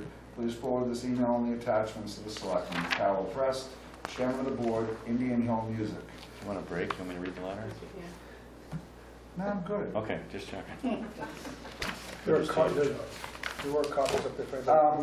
At any rate, so Indian Hill Music apparently reached out to an individual by the name of Dr. Shepard, Stephen Shepard, and he is an individual who has done a huge study for the Boston Symphony Orchestra, both on Eastern Massachusetts and on the Tanglewood complex, which is located in both Stockbridge and Lenox, where its main entrance is. He did this study, and it is here if anybody wants to read it. He then, they asked him to do an economic impact study, and once we received this, I said, well, what were the criteria involved? And before I read this, I'm going to read to you what the criteria was in establishing this. Actually, I'm going to read you the letter, and then I know one selectman can ask a question, so I'll read a little bit more. This is from the Center of Creative Community Development, dated December 8, 2017. It says, Dear Mr. Deegan, I have completed a pro bono analysis of the projected impacts on the local economy from the Music Center in Indian Hill 3 years after opening. My analysis is based on projections of audience size and budget data that was provided to me by Indian Hill Music. The model that I developed draws on a study of the economic impacts of the Boston Symphony Orchestra that I completed and made available in October 2017. That study considered the impacts of Tanglewood on the Berkshire County economy, as well as statewide impact of the Boston Symphony Orchestra in Boston, including ticketed symphony events at Symphony Hall, as well as the July 4th free concert on the Esplanade. Here are my findings. The impact of the Music Center at Indian Hill on the local economy will be significant. These impacts would be realized in the northwest portion of Middlesex County, including the town of Groton and several nearby communities. After being open 3 years, the center would add nearly $21 million per year to the local economy. This economic expansion would add almost 195 jobs that paid an average of $34,436 per year. The number of new jobs and wages paid to the workers will, of course, vary across sectors of the economy. For example, nearly 23 new jobs in full-service restaurants would be created. The impacts arise from 3 types of changes to the economy. Direct, the immediate economic impact of activities of the center and the audiences who come to the area. For examples, purchases of meals at local restaurants, ticket sales, and associated production expenses. Indirect, the impact caused by expansion of business in the area or businesses in the area that grow to meet the demand directly caused by the center and audiences. For example, purchases of vegetables from local farmers by restaurants serving visitors to the center. Induced, the impact caused by general economic growth in the area related to the center and audience. The 195 new jobs in the area provide income to employees that is spent in hundreds of different sectors of the economy. The $10.8 million direct impact, $7.1 million indirect, and $3 million induced add together to give the total impact of $21 million per year. I wish you good luck with this project. So, after having read that report that was distributed to us, I said, where did they get their numbers and how did they discern certain factors that were being used within that? Because I had some questions on that. So, Dr. Shepard, back on December 5th, sent an email that said, my apologies for taking so long to respond to your inquiry. I would be very pleased to be helpful if I can. I am attaching a copy of the BSO report. A guy from Groton City Council named Jack Petropoulos happened to catch me on the phone a week ago and also asked for a copy, which I sent to him. Do you have an estimated annual budget for Indian Hill Center and any estimates of annual audience numbers that might, I apologize, the writing's very small, that might be attracted to events at the center? I could take a look and give you a rough idea of the numbers of new jobs that would likely to be created and changes in the local economy. And the final email would be, this is what was sent to Dr. Shepard concerning the project. Hi, Professor Shepard. Thanks so much for sharing your report. I can't tell you how important your work is to us. We would love to take you up on your offer to do a rough cut of the numbers of new jobs likely to be created and projected change in local economic activity. Here are the numbers we are currently projecting. The new concert hall is planned to be open in 2021, probably in the spring. In 2021, there will be 34 concerts. Projected audience would be just about 20,000. Projected expense budget, $7.2 million. 2022, number of concerts, 61. Projected audience size, 34,160. Projected expense budget, $8.3 million. 2023, number of concerts, 78. Projected audience size, 44,000. Projected budget, expense budget, $9.3 million. If you need any more information, I'd be happy to provide it. The new center will be in Groton, Mass. with a current population of 10,873 versus Lennox at 5,432, and a total tax levy Sorry, of could you repeat that last sentence, please? 3,450. Groton population 10,873 versus Lennox at 5,432, and a total tax levy of $30.2 million compared to Lennox at $14.8 million. We'll be offering concerts year-round. Not sure if that is helpful at all. We'll be presenting our case for the economic benefit to the town on Monday. So I'm not sure if that gives you enough time to run some numbers. Best, Carol Prest. Can you repeat the total number of visitors in the busiest year? 44,000. 2023? 2023, 44,000. Thank you. So, that is what has been presented to us. And all I can say is this is a report from them. I can't speak to the validity of it. And Dr. Shepard did provide a 4-page resume. But you said you asked what was the background for these numbers, and what you got was an email exchange between you and Carol Prest, is that right? Yes, which I forwarded to Mark to forward to all the selectmen. Did you, Mark? I didn't get that. No, you did not get that. Mark, I sent you all this. I made a copy. No, but we asked for that ahead of time so that we could look at it coming in here. Well, I sent it to Mark. Well, I appreciate that somebody could cover their butt, but we didn't get the numbers. Wow. Hey, let's. I thought it's all in front of you right now.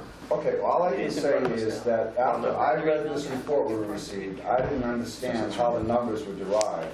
So I specifically asked, what information did you give? And that's why I read those to you. I'm not going to the public yet, okay? I will, I promise you I will. Josh, I apologize. I printed it out to hand out to the selectmen tonight. Here it is. I apologize. Yeah, you can get a copy. That's not, I don't need a copy of the email that I just read. Mark, at the end of the day, for me, these numbers don't make a lot of difference, but as a matter of process, these are important numbers, and to find out about them now, a moment after hearing the outcome of the report, it's just not good practice. Look, all I can tell you is that you received the report as soon within an hour of my receiving the report, and I had questions on it. So I had questions, I reached out, these are the emails that I got in response, and I forwarded them to Mark. That's all I can tell you. And with that, I give it to board members for comment, if there are any. When did This is a lot of Well, data. one at a time, Sorry, please. yeah, this is a lot of data to digest, and I would like to request that, well, I don't have any issue with discussing it today. I'd like to have another opportunity to discuss this next week, if that's possible. Well, I think it's certainly going to be a long agenda. Can we put it off until after the first of the year? Is there an urgency to put it No, on I next week's agenda? just think that it's difficult to process this much stuff in such a short amount of time, especially that BSO thing. I took a crack at it, but it's got a lot of info in it that's very complex. You might want to ask Indian Hill, if you're going to put it off to the beginning of the year, and after hearing this discussion and how it goes, if they'd be willing to attend the next meeting, because without somebody on the other side of the table, it's very difficult to. I agree. When did we learn that they were not going to come? What, Friday, Mark? Yes, I believe Friday. Well, I didn't want that informed. Because I've been urging them all weekend to show up because they asked me to pull it off the agenda and I refused. But some of us spent A lot. hours preparing for this, only to find out that before we invested those hours on Friday, there was no intention for Indian Hill to be here, just perhaps to claim $20 million worth of economic development and then not be around to hear the other side of it. Well, I told them exactly what you said, that people are investing a tremendous amount of time in this, not just myself, but you folks, and that I urge them to show up this evening. What is the intent of this discussion? I mean, there's no question before us, correct? So I'm not entirely clear on what we're trying to do. I mean, we can argue for years probably about the magnitude of the development or the time frame of the development or the benefit, but what is our end goal in discussing this? Well, I don't think it was our request for them to do this. I think it was Indian Hill's request. Is that right? It Chuck? was mutual. Okay. It was, they reached out to me. So and they I reached said- out. And I said, I think it would behoove you folks to come in and talk to the selectmen and do a presentation on what Indian Hill's gonna do for the community. And they said, yes, we will do it. And now they have not. So I think that, I don't know, we obviously don't have them here, but I think that the intent of a report that says that $20 million worth of economic development will accompany their presence is an attempt to suggest that they're good for the town and to offer some information to back that claim up. That's, I think, a pretty unbiased assessment of their intent. I agree. And I would like to urge them again to come into front of this board and follow up on this. Because Barry's gonna have some questions, we're all gonna have some questions, and we all spent a lot of time on this. Well, I really don't think that you get to say, I'm going to contribute $20 million to your community and hundreds of jobs and not be around to answer some questions. Jack, I agree with you. But what is our intent? So I have a bunch of observations that I have worked hard to prepare and intend to lay out. Are they questions or observations? They're observations and questions. So Actually, they're mostly observations. Okay, so that's not the same thing as questions. So then you don't need them here to say if they're not questions. No, but You intend to say them regardless because they're observations. So their they're presence is observations. regardless. There's some things I'd like to say. And it would be nice if the audience, if Indian Hill was here, but they certainly can respond if they like. I'd like to answer Allison's question, or my understanding is, first of all, I was under the impression that they asked to come to speak to us, and I mentioned that last week and said I was looking forward to hearing from them, and I assumed that it was in part in response to their awareness, as we are aware, that there's quite a bit of opinion on both sides of the matter of whether, we should have set the building permit fee higher, and I think that I assumed that they wanted to start rebuilding and reestablishing their connection with our community and sharing information to help the community understand what they're doing. I'm disappointed that they are not here, but I do think that there's an open question as to why we should be discussing anything if they're not here. But I think that to an extent, and I'm not disagreeing, but they provided us with a tremendous amount of information. These are claims. These are just claims. But it's information. It's information. Ideally, they would be here to discuss this, but I'm still hung up on kind of what is our end goal. I mean, the permit decision is at the moment kind of on hold pending resolution of some open meeting law things potentially. So there's no immediate decision to be made there. We're not trying to make any decisions or debate things, so I'm not clear on. The end goal is, I can tell you what the end goal was.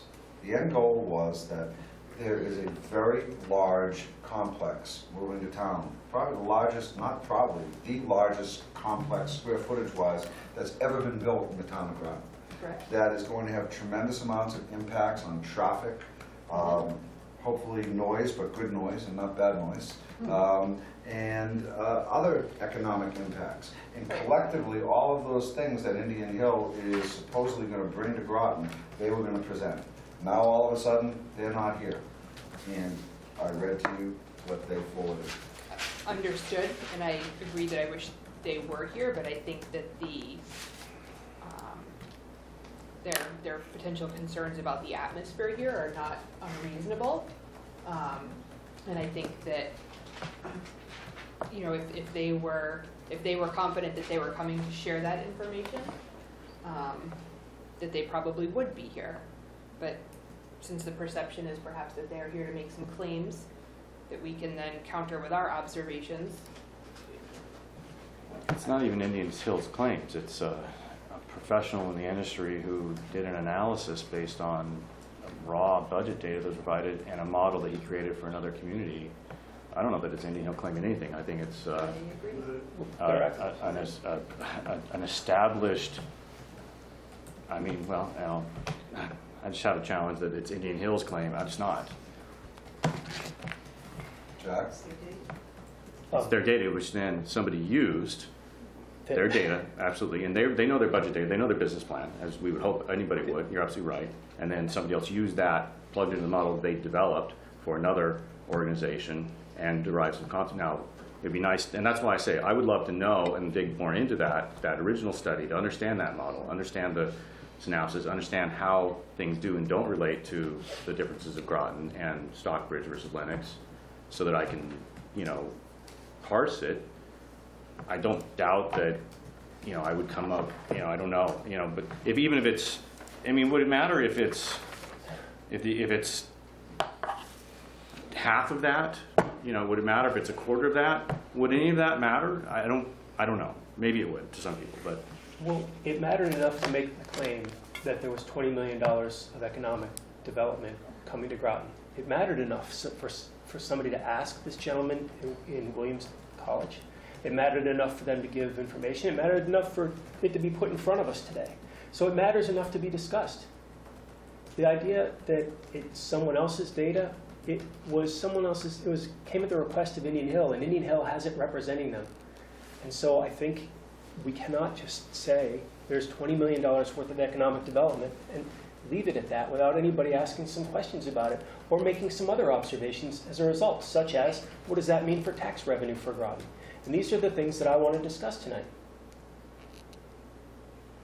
Well, I don't know who's going to give you the answers. I've got the answers for you right here.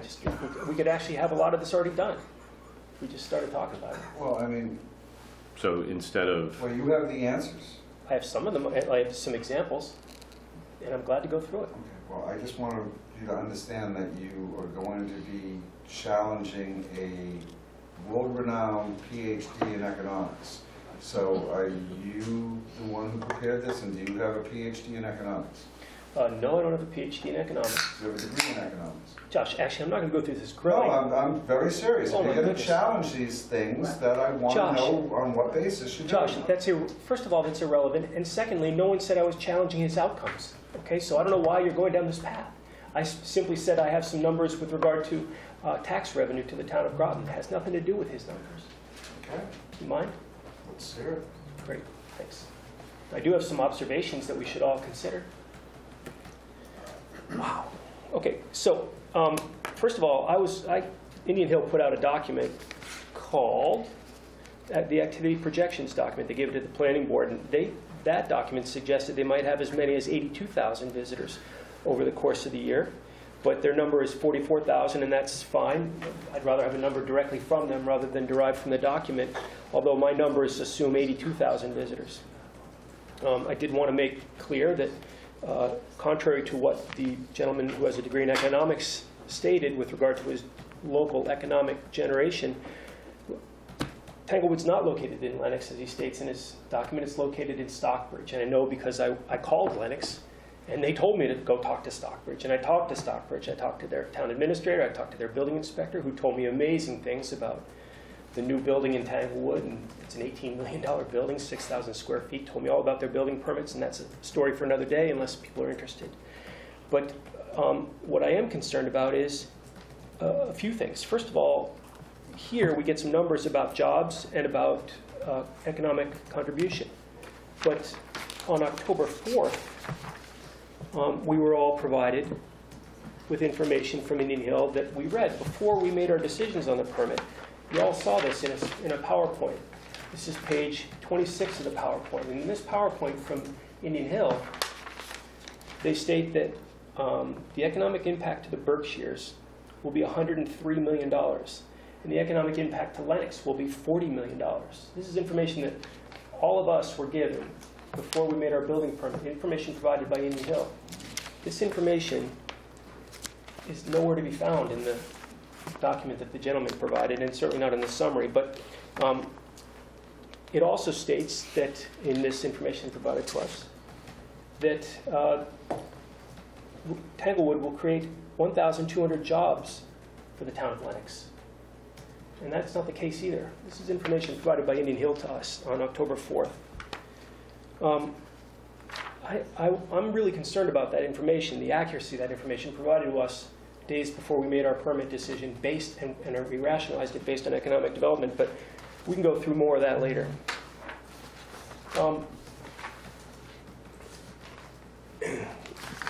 Oh, excuse me.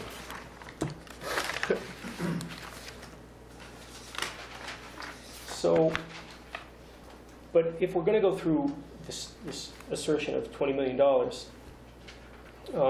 we have to have accurate information. Oh, geez, I'm sorry. I'm screwed up with my documentation here.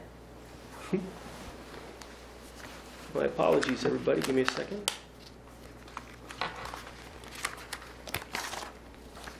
All right. So, what I did was I ran a couple of spreadsheets. If all 82,000 of the, and this was 82, this is back when I thought it was 82,000. The number they had. Indian Hill visitors in the course of a year. Right, and, Yep. and their max number, according to what Josh read, was 44, 44,000, so yeah. about half. So I could change this number, but even if it was 82,000 visitors, if they all came to the town of Groton and they all had a $100 meal, each of the $82,000 visitors, of course that's absurd, but if they all came to Groton and had a $100 meal, they would generate $8,220,000 in revenue for their local hotels. At a tax rate of 0.75%, that would generate $61,000 in tax revenue in a year. That would take 8 years to repay a $500 building permit discount. $500,000 building permit discount. Now, to make that a little more reasonable, it's not even reasonable. If 400 of those attendees came and had the same meal, it would generate $2.5 million. And that would generate $19,200 in municipal taxes. And that would take 26 years to repay. Now, we're not just meals. There's the other big part of economic development spending is hotels. So if every one of their concerts, and I calculated 64 concerts over the course of the year, if 20% of the Groton's Inn's 60-room capacity was occupied on every Saturday night with the result of those, that would be 1,536 rooms booked.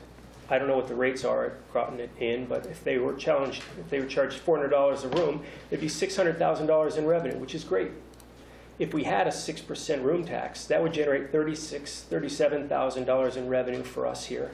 And that would take 13 years to repay a $500,000 discount.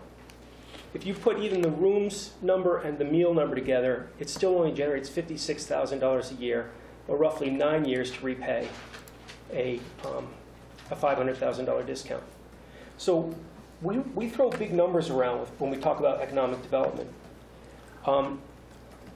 Their economic development is based on, and this is where we get in a little bit about the professor's words. He states the Tanglewood generates roughly $40 million to the Berkshire area.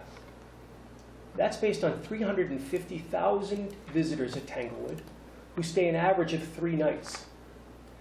It is, and these are all numbers in his report. It is very hard to see how 40 million generated in the Berkshires over an entire county of 30 cities, or 30 towns and 2 cities, how Indian Hill could generate $20 million off of 44,000 visitors. That's roughly a tenth of the Tanglewood visitors.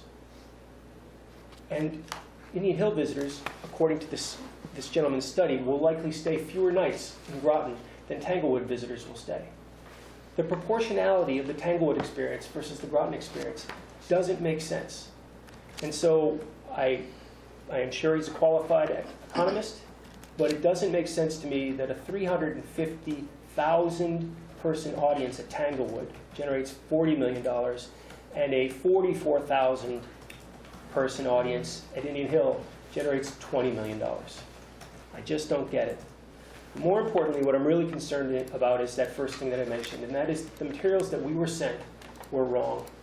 The materials we were sent suggested the town of Lenox enjoyed an economic benefit in the tens of $40 million. And that benefit really was the benefit to the county, not to the town. And I'm worried that that benefit and the jobs benefit of 1,200 jobs in Lenox, which is not 1,200 jobs in Lenox, it's 1,200 jobs in the entire Berkshire County, that those created false assumptions on our part and may have caused us to make decisions based on false information, to the extent that we based our economic development assumptions on any information at all, which I'm not convinced of. That's all I have to say. Anyone else? Becky, you have something? Yeah, well, I was going to say something when you were here that I realized I probably should have said the first time that we ever talked about Indian Hill, which is just I wanted to make it clear for full disclosure that I am a longtime supporter and a charter season ticket holder for Indian Hill Orchestra. I have long-term friendships with many current and former members of the board, and particularly with Susan Randazzo and Stuart Schulman, who are also my neighbors. I did file the appropriate disclosure forms with the town clerk before we began any of our discussions with Indian Hill about the building permit. And then I guess I will just say that I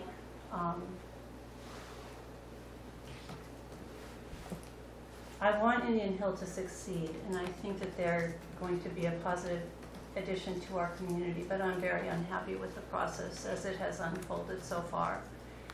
And I think that Indian Hill has some work to do to restore, or I think they're at risk of losing the goodwill of at least a significant portion of the community. I'm disappointed that they're not here to begin some of that rebuilding work, because I do think that that's what needs to happen at this point. Barry? Anything? You're going to wait till next meeting? Yeah, one would hope that similar to the objection that one would give when they didn't have the data before they displayed it at a meeting, that we could have access to that data that was just talked about, to analyze that and then come back at the next meeting to figure out. No, I'd like it in a spreadsheet like I got everything else, please. I'll send it to you. Thank you. Why don't you send it to Mark? I'll do that. And have Mark distribute it to the board. This information is available for people in the public. Tired of hearing about open meeting law violations. Thank you. Allison, you all set? I am. Mr. Chairman, back to the town manager's report. No. No, sorry. I'm going to the public. Kevin. I'm sorry, actually, please go. I promised him to go first. Mr. Lewis, keep my promise to you, sir. I just want you to be aware that you threw a lot of numbers around, and that letter that they sent you, I think, is worthless. All that was a program of what they were going to do. They didn't tell us anything, how we were going to benefit or how this area was going to benefit. If we were going to have more street sweepers, if we were going to have guys selling papers on the corner, or are we going to sell our ice cream cones? They told nothing, and I think that's what we want to find out. That's why I'm here tonight. I want to find out how the town, the area is going to benefit from it. And I'm not opposed to this. I think it's a great thing. But let's find out how we're going to benefit. Never mind throw out our homeless numbers and how many concerts they're going to have. Fair enough. Kevin. Josh, Kevin Lindemer, 227 Boston Road. Josh, if at all possible, could you refrain from posting that on the town website until we have someone here to fully explain what's in it and how they got there, and then have a prepared response I think on the surface, the first reaction is this sounds like really fantastic news, and a cursory read of it would maybe misleading based on the questions that I've heard here and the comments from other members of the board. I see no reason that we have to post it. We do need to include within the minutes because it was submitted and read in the public record. But I would agree, until they're here, I don't think it should be on there. Mike?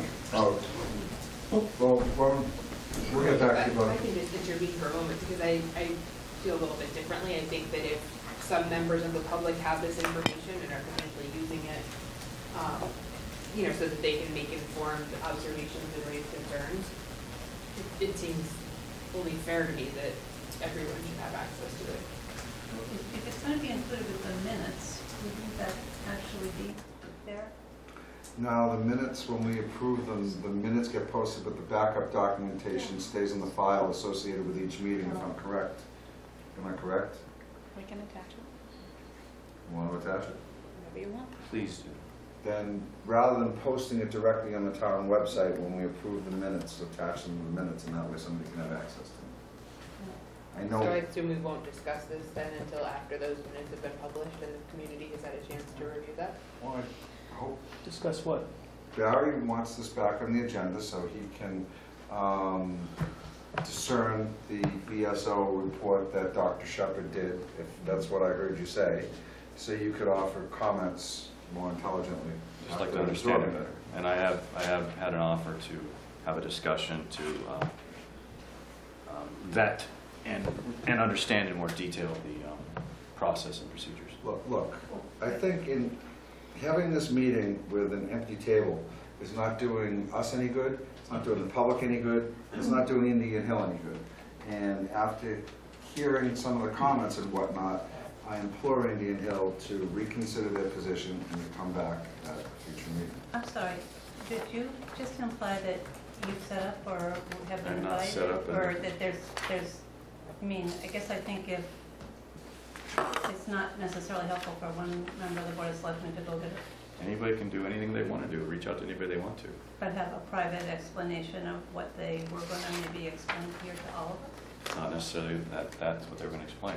I'm trying to dig into to pretty challenging economic information, modeling, but you know, it's up to you.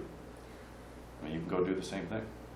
We all have to do our own research. We have to do our own research in our own ways, and we reach out to people that can help us do that research, right? I've spent a lot of time looking at that, the report about that the BSO commissioned, and I was looking forward to asking them some questions because I did not see the information in it that they had presented as being in it. So the challenge is that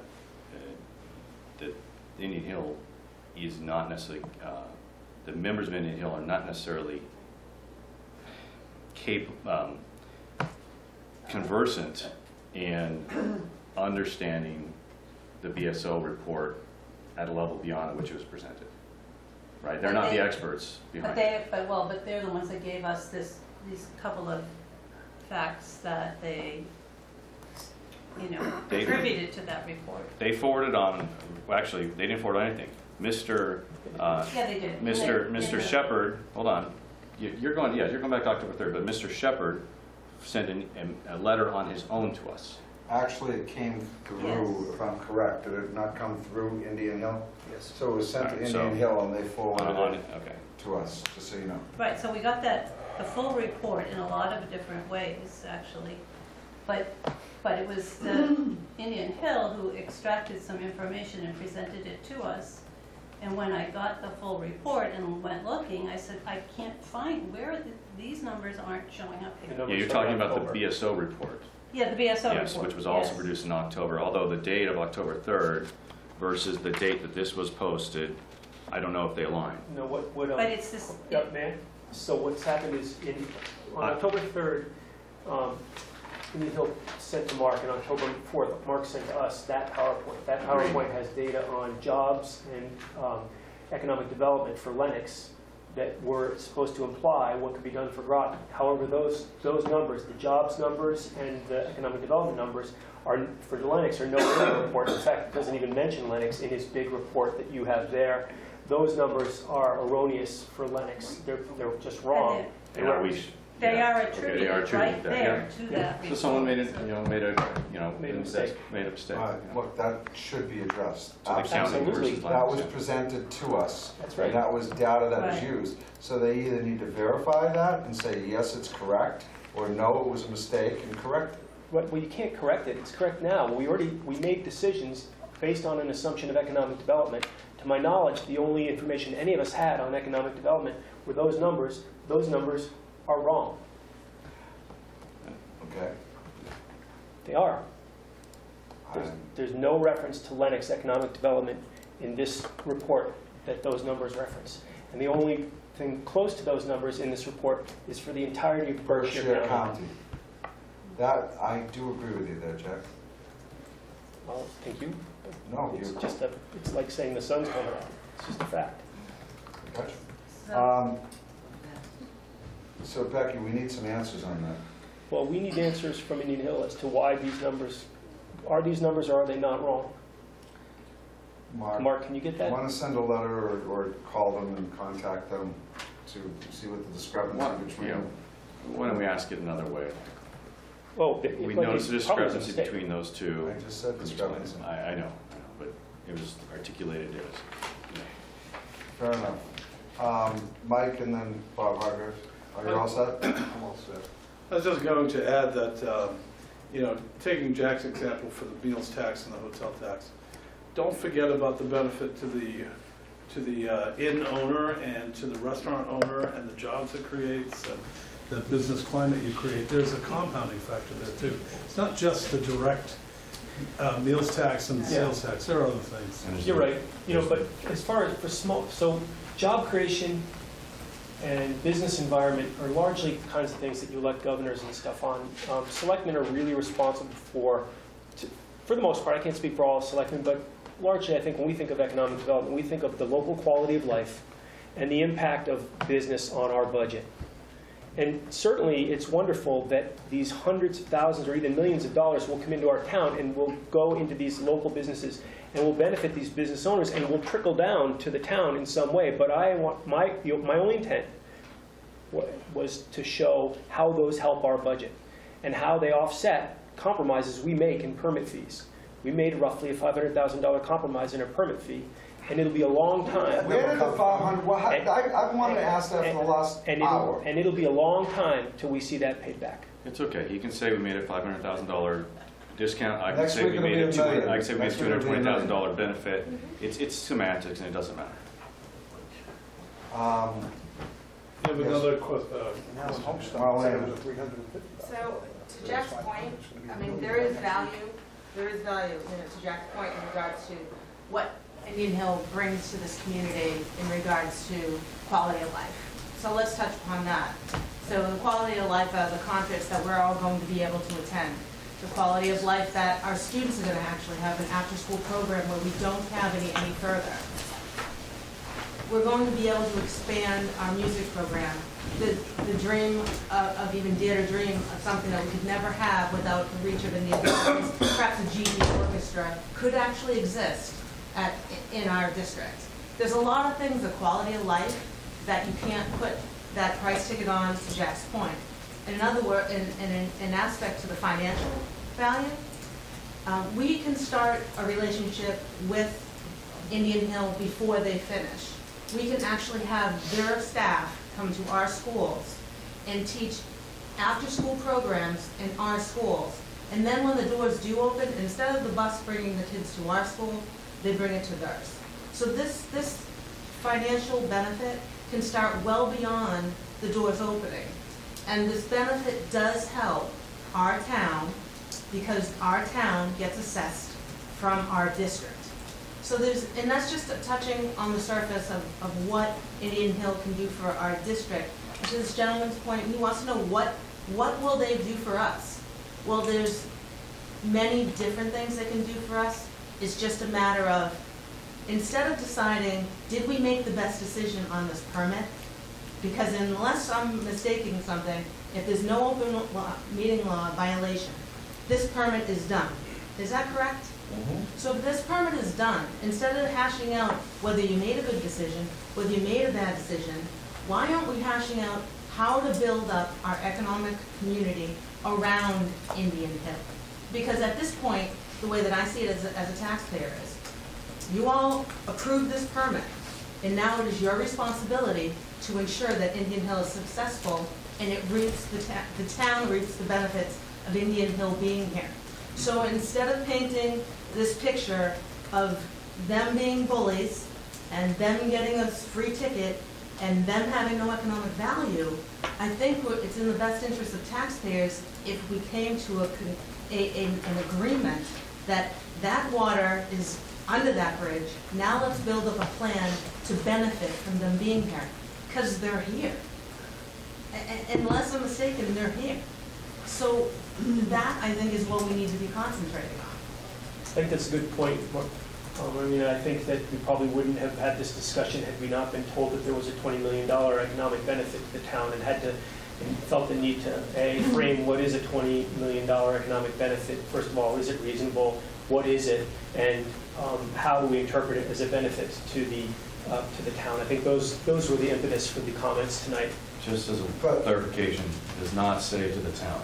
It says the local economy, and it defines the local economy very specifically as, what was it, beyond Route 2, but not including Lowell? Yes. So there's some, it's not just Groton is claim here. Yeah, sorry, economic benefit to the local economy, sure. I don't know what I said, but I certainly Well, you not saying. spelled it out, that it was how much was going to be generated potentially from meals taxes, how much would be generated from room taxes if we had a room tax, and what those benefits are. But what you did, I'm looking at is that the expansion of the Indian Hill Music Center, irrespective of how many concerts they have, is going to lead to people moving into homes in town, okay? People might want to move closer, all right? People might say, hey, I might take a look at Groton and look at this area because I want to be able to go to the arts and go to outdoor concerts and things like that. And then when I do, well, gee, I can go canoeing over in Neshoba Paddles, or I can go for a drink at a bar, or I can go to the bakery, or I can do economic development. That's correct. Those are $20 million. But when you summarize things, I see your hand back there. When you summarized early, you made it tax-based implied. And while that certainly is a part of the picture that we need to look at as a Board of Selectmen and the town as a whole, that economic development has much wider wings than that. Because value goes beyond just what we can get out of tax. Value goes into what kind of restaurants can I eat at in the town? How far do I have to drive to those restaurants? It goes to, you know, can I go behind Town Hall after a very troubling Board of Selectmen meeting and just kind of chill out and relax for 30 minutes? Can other businesses be sustained here, and do we get real property value out of those businesses that is not just meals tax, it's, you know, the CIP, right? There's a lot of other things that drive value, but, you know, members in this community, you know, they don't always just see how much revenue can be generated on things. And to identify something only on the merits of whether or not it's going to bring in tax revenue or not, that's a troubling situation. And I think that gets you into a lot of trouble because you start to sell cost and profit versus value. And nobody sells stuff that way anymore. There's a value in things. And it's worth it based on value. And that value is going to be different depending on who you are, what generation, what demographic you're from. And Marlene is absolutely correct.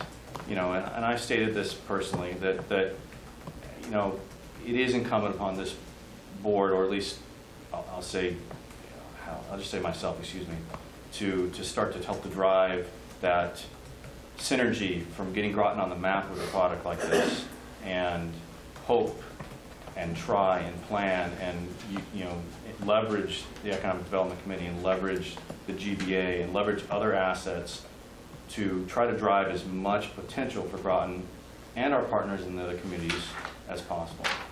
But it's not just all about meals tax, and and hotel tax, which we don't even have yet. Yeah, I didn't mean to imply, I hope I didn't, that it's all about taxes. Indian Hill and all of our nonprofits bring wonderful, wonderful assets that I've stood in front of town meeting and boasted about and suggested to town members that we should appreciate more than they probably do. But I'm only responding to the agenda item, which was a theoretical $20 million increase in the local economy and all the implications of that claim. Gotcha. Couple more, and then we really need to move on because Kevin. Thanks, Mr. Chairman. Just building up something early to say here. There have been a lot of numbers thrown out. I think we don't have to think too hard to realize that probably quite a ways below that $20 million number, whatever it is going to take some major efforts on the part of the town and on the part of our town government. And I think one of the things we, at this point, might want to start thinking about is what are we prepared to do? How much of that benefit, if it's there, first define how big it really is, and then are we prepared to go after it? Because it's not going to happen without some kind of a change in how we do things in town. Now, maybe the answer is, gosh, we really like the way Groton is, and we'll let as much of that $20 million go someplace outside of Groton. That's fine. But from what I'm hearing is, well, no, we want some of that. We want as much of it as we can get. So we need to start thinking about what are we going to change and how are we going to change in order to capture that. But to me, that should be a major effort at this point. That's what we should be teeing off on, is that what is economic growth in Groton by our own definition? It gets thrown around an awful lot. From my observation, I have one. What is it commercial tax revenue? Is that the measure? But I think we need to be starting to think about here, well, some big numbers are being thrown around, and there are going to be different versions of this in the next little while. So what are we prepared to do to capture it? Fair enough. John, and then Bay, and then No, I wasn't listening. You were stretching, I'm sorry. Don't send me to a bid or an auction. John. Earlier in tonight's meeting, we were talking about economic development and the importance of the work that the Economic Development Committee is doing, and with the collaboration with Board of Selectmen, the businesses in town. As a small business owner, when I now hear this discussion, this to me is a complete contradiction of everything that this board was talking about earlier tonight. So if you want to talk about bringing more tax revenue on a commercial base to town, and you're an outsider, you're looking in at this, I can tell you that if I were looking at bringing my business here, this is something that would really make me step back and think, do I want to come to this community with business? Having lived here for 20 years, I have the benefit of the enjoyment of all of those things that Marlena and others talked about, and I know that the quality of life here is something I want to be here for. But other people don't that can open businesses. There's a multiplier effect, and the folks on Indian Hill may or may not be able to identify and answer questions as to how those numbers were put together by that person who did the study. But there is a multiplier effect. It isn't just simply taking the ticket sold, the number of people, dividing it by who's going to spend money on a meal or on a room or at a bakery. That other businesses will come to town because of that. They will employ other people. Those people will spend money in town. It's a much more complicated calculation and study with what's been presented tonight. The last thing, and I just heard two things earlier that was calling into question, and I want to be very careful. I don't think the motives of Indian Hill, but it was more the validity of the information they put forward. And one of them is called into question on a study that was presented, and the words used were that it was not, they said it was Groton, and now I'm hearing very late in this discussion that in fact what they did say was that it was the regional economy. And there's a big difference. So for that to be floated out here multiple times, you know, and for an hour, that's what we're hearing, and that's what other people are going to be hearing. That perhaps is what gets into the paper. I think that does a huge injustice. The second thing is there's two reports that came from that gentleman who put those studies together. One was on the BSO, and then he extrapolated some information from there together with information from Indian Hill to come up with that other letter that he put forth with some information.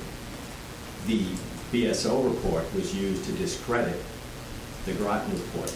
Well, you can't have it both ways. If you're going to use one of his reports to discredit the other, then you really need to start calling into question both reports if that's your position.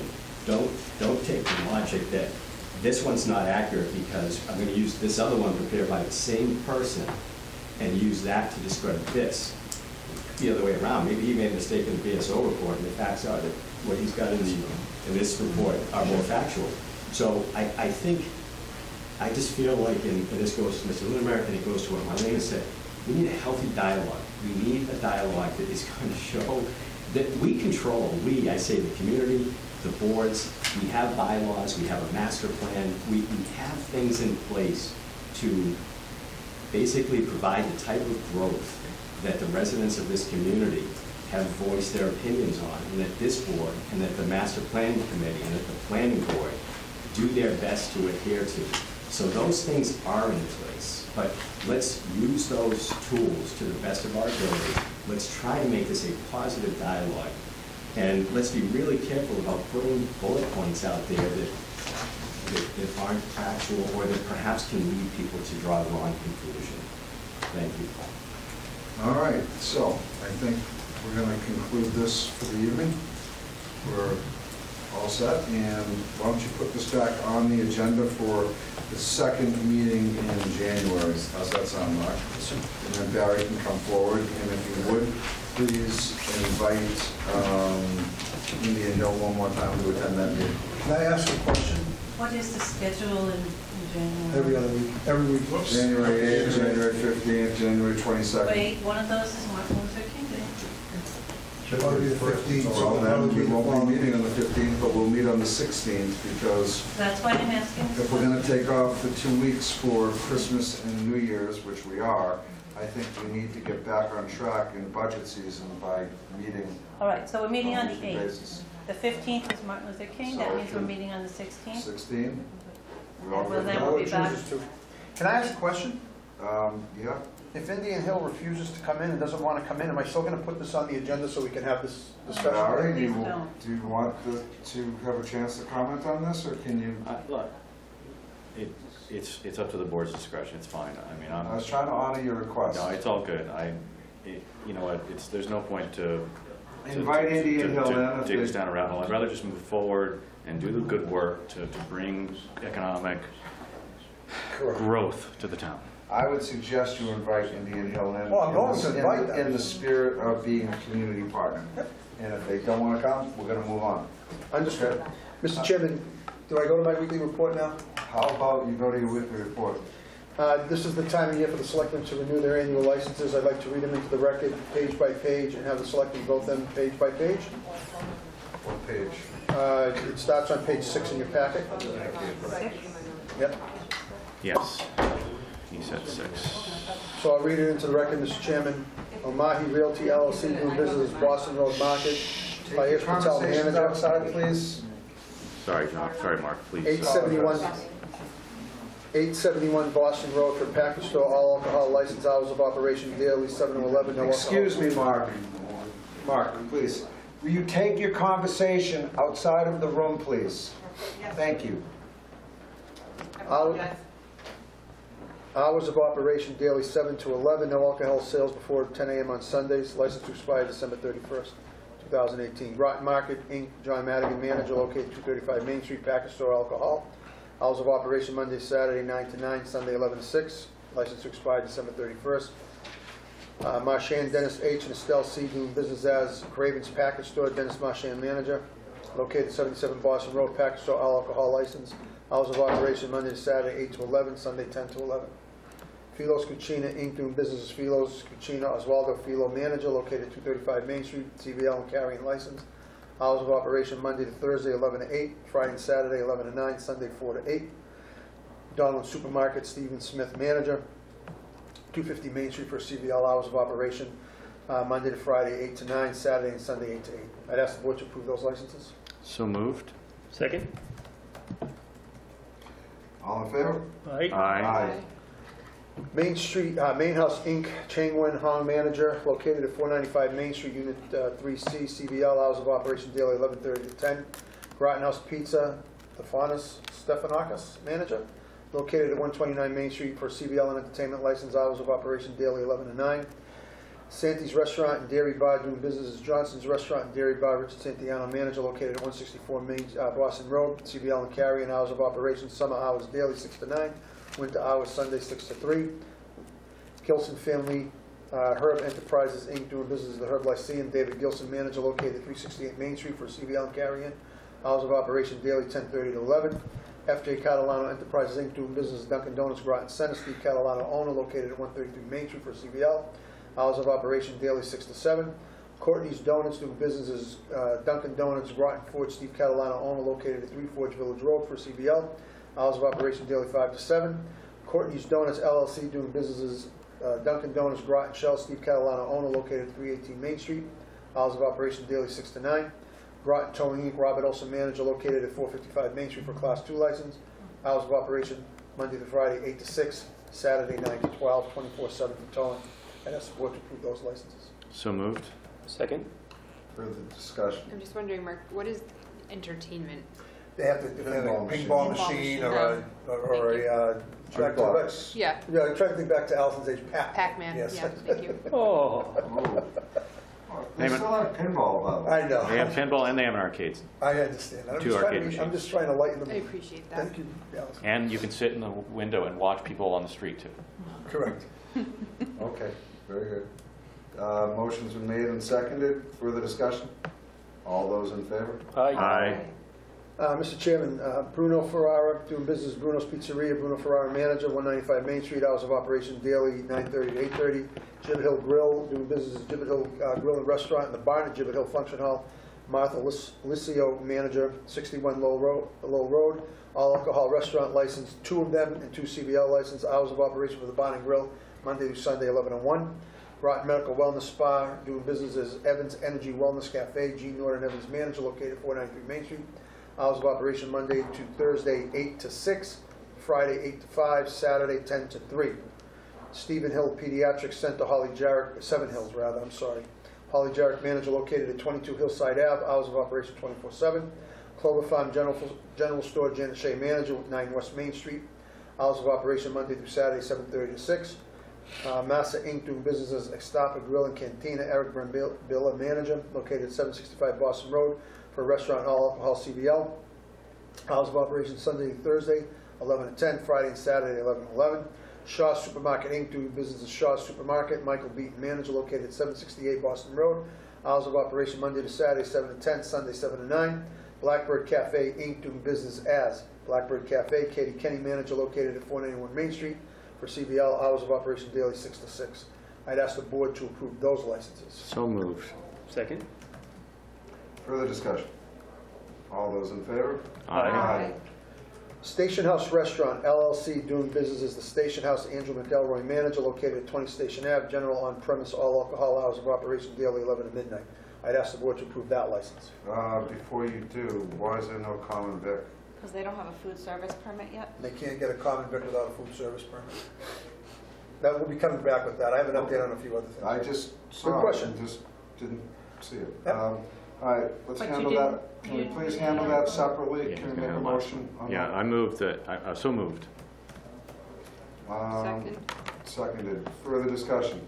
All those in favor? Aye. Mr. Chairman, I ask the board to approve a CBL license for Ale Prime Manager Inc., Mark Shekhar Abdu, manager, hours of operation Monday through Saturday, 5 to 10, Sunday, 6 to 9. So moved. Second. Further discussion? Why are we doing that separately? You'll find out in a You're going to second. find out in a second. Josh has a perennial reluctance to approve this. He always votes no on this. Okay. Or abstains. All those in favor? Aye. Against? Abstain? Me. That's why, Becky. Okay, I have a question. Yes. It's a dumb question. People have to pay for these licenses, is that correct? Correct. It's quite a lot of money? The liquor's $3,000. The common vic's only $25. The package stores are $22.50. Yep. So, Indian Hill is going to have food service on site? Oh, yes. Will they have to apply for these licenses? Yes. Oh, yes. Will we be allowed to charge tax for food that they are serving? Yes. You have this 0.75% meals tax. Meals Yes, tax. Absolutely. Even though it's a nonprofit? Doesn't matter. They're not exempt from state tax. So, any more licenses? I have a question, Mark. So I noticed there were some changes in these from hours from last year. Yeah, but and- nobody wanted 5, huh? And there was a couple, there's one of the Courtney's Dunkin's, Donuts. one of the Dunkin's Donuts on Forge Village Road went to 5 a.m. Oh, did I say? I didn't even miss that. Yeah, do you have any idea for how many percentage of them change? I mean, it was intended to be a business-friendly outreach. I don't know. Just off the top of your head, I'm just curious. I mean, Yeah, I could go I'll back, compare find and out. contrast. But no, don't, it's Fine. not a big deal. Okay. Prime here, it starts at 5. Yeah, Ale Prime starting at 5 as well as the donuts, so. They're all excited for that. Ale Prime, Josh will tell you, Ale Prime used to be open at 5. Right, Josh? Mr. Chairman, a couple of updates for the board. Next week, you are going to be conducting a liquor license hearing for the Groton Inn and the Groton Inn Restaurant. Oh, good. So that'll be on your agenda next week for approval. That's a full-blown hearing, advertising, and all that sort of fun stuff, which has been done, abutter notifications. That's a full-blown liquor license. With regards to the country club, you notice the country club's not on here. We are going through a change of renters who lessors who lease the building from us, lessees, who lease the building from us. It's been a long day. And they will be coming in sometime in January, I believe, for their licenses. Starting to put together Yeah. packets now. So that license will be transferred or given. That'll be a brand new license to the new renters of the tavern and the function hall. So this is the first time hearing of the new renter. Yeah, we put out an RFP. We received one bid. The bid was from the gentleman that run the Great Road Kitchen in Littleton. Oh, yeah. Oh, They're that's taking over yeah. the, I thought I had talked to you about it, maybe I didn't. No. I thought I talked to a lot of you about it. It's fine. I'm just curious. So they are taking over both the function hall license and the tavern license, and they're going to call the tavern the Groton Public House. So it's going to be a change of name and everything else. Very excited about the new owners. And another Groton resident, too. Yes, one of them is a Groton resident. Yeah. Do we have any background on why we're changing? We put out an RFP. The lease was up. We put it out. We got one bid. Oh, yeah, and they didn't want to renew. They didn't want to renew. Okay, that's fine. But so the current lease must expire December 31st. December 31st? Correct. Are these people hoping to continue being open? I think they're going to look to open sometime in March. There are no events scheduled in January and February at the function hall. And the tavern's not open. And the tavern's not open now. So they're Okay. looking for a March opening. So we'll get you in here sometime in January. What, if any, impact is there on revenue other than our lease revenue? Do we have any sort of variable revenue like sales, keyed to sales? Or is it all- No, the function, the tavern wasn't open over the winter anyway, so there's no loss there, Jack. I believe the Groton Public House is planning on 12 months a year. Yeah, okay. So I think it'll be a positive thing for the town. But so the Groton Public House or whatever would likely open by this, do you know when they would likely open? March. Okay. That's the goal. Great, thanks. Okay, thank you. Mr. Chairman, Selectman Pease has requested that the board consider appointing a subcommittee to undertake the development of a strategic master plan for the town of Groton. Barry, I'll turn that over to you. Yeah, so this is one of our 2017 goals, and we'd had some discussions prior to our open meeting law training, and so we need to officially appoint a subcommittee, and I'd like to actually post a open meeting prior to our selectmen's meeting next Monday, 6:30, to do that. And I'd like to request that Allison and I be the first members of that subcommittee, and I intend to discuss with her and anybody else who wants to show up on Monday, assuming we can post it for then, what makeup and what type of people we might want to add to the committee, and then develop a charge and develop a structure to get that process going. So Barry, we're going to call it, if the board agrees, just so I make sure I do this right, it's going to be called the Strategic Plan Subcommittee.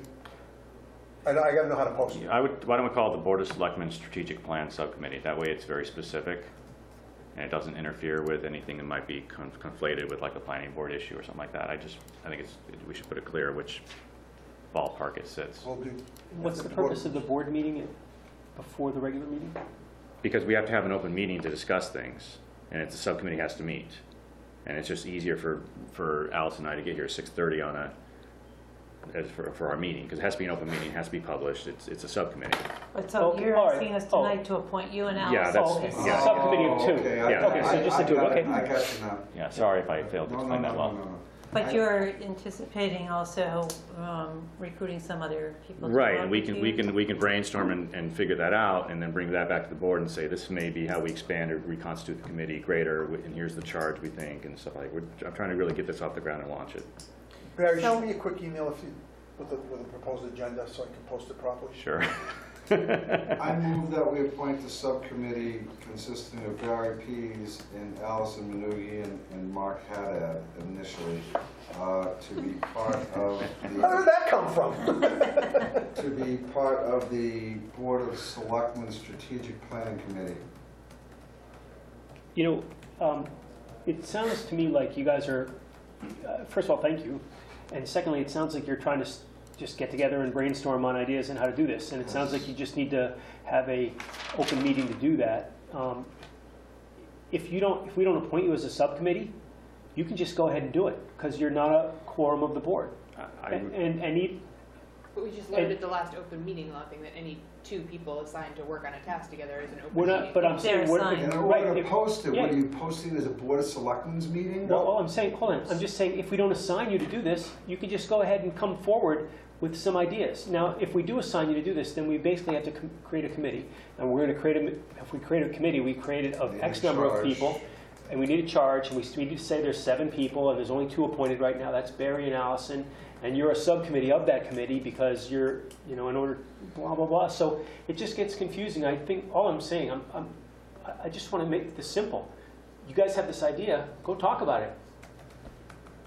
So the goal was assigned to me, and What else last year? it was 2017, and we're still in 2017. Still got 3 weeks. And I believe it was to establish a subcommittee to start this.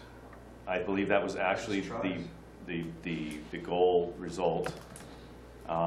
Regardless of if we have to disband the subcommittee later and reform another one, I'm okay with that. I want to do things above board. Allison was technically we'd already had a meeting to discuss this where Allison and I were going to work together.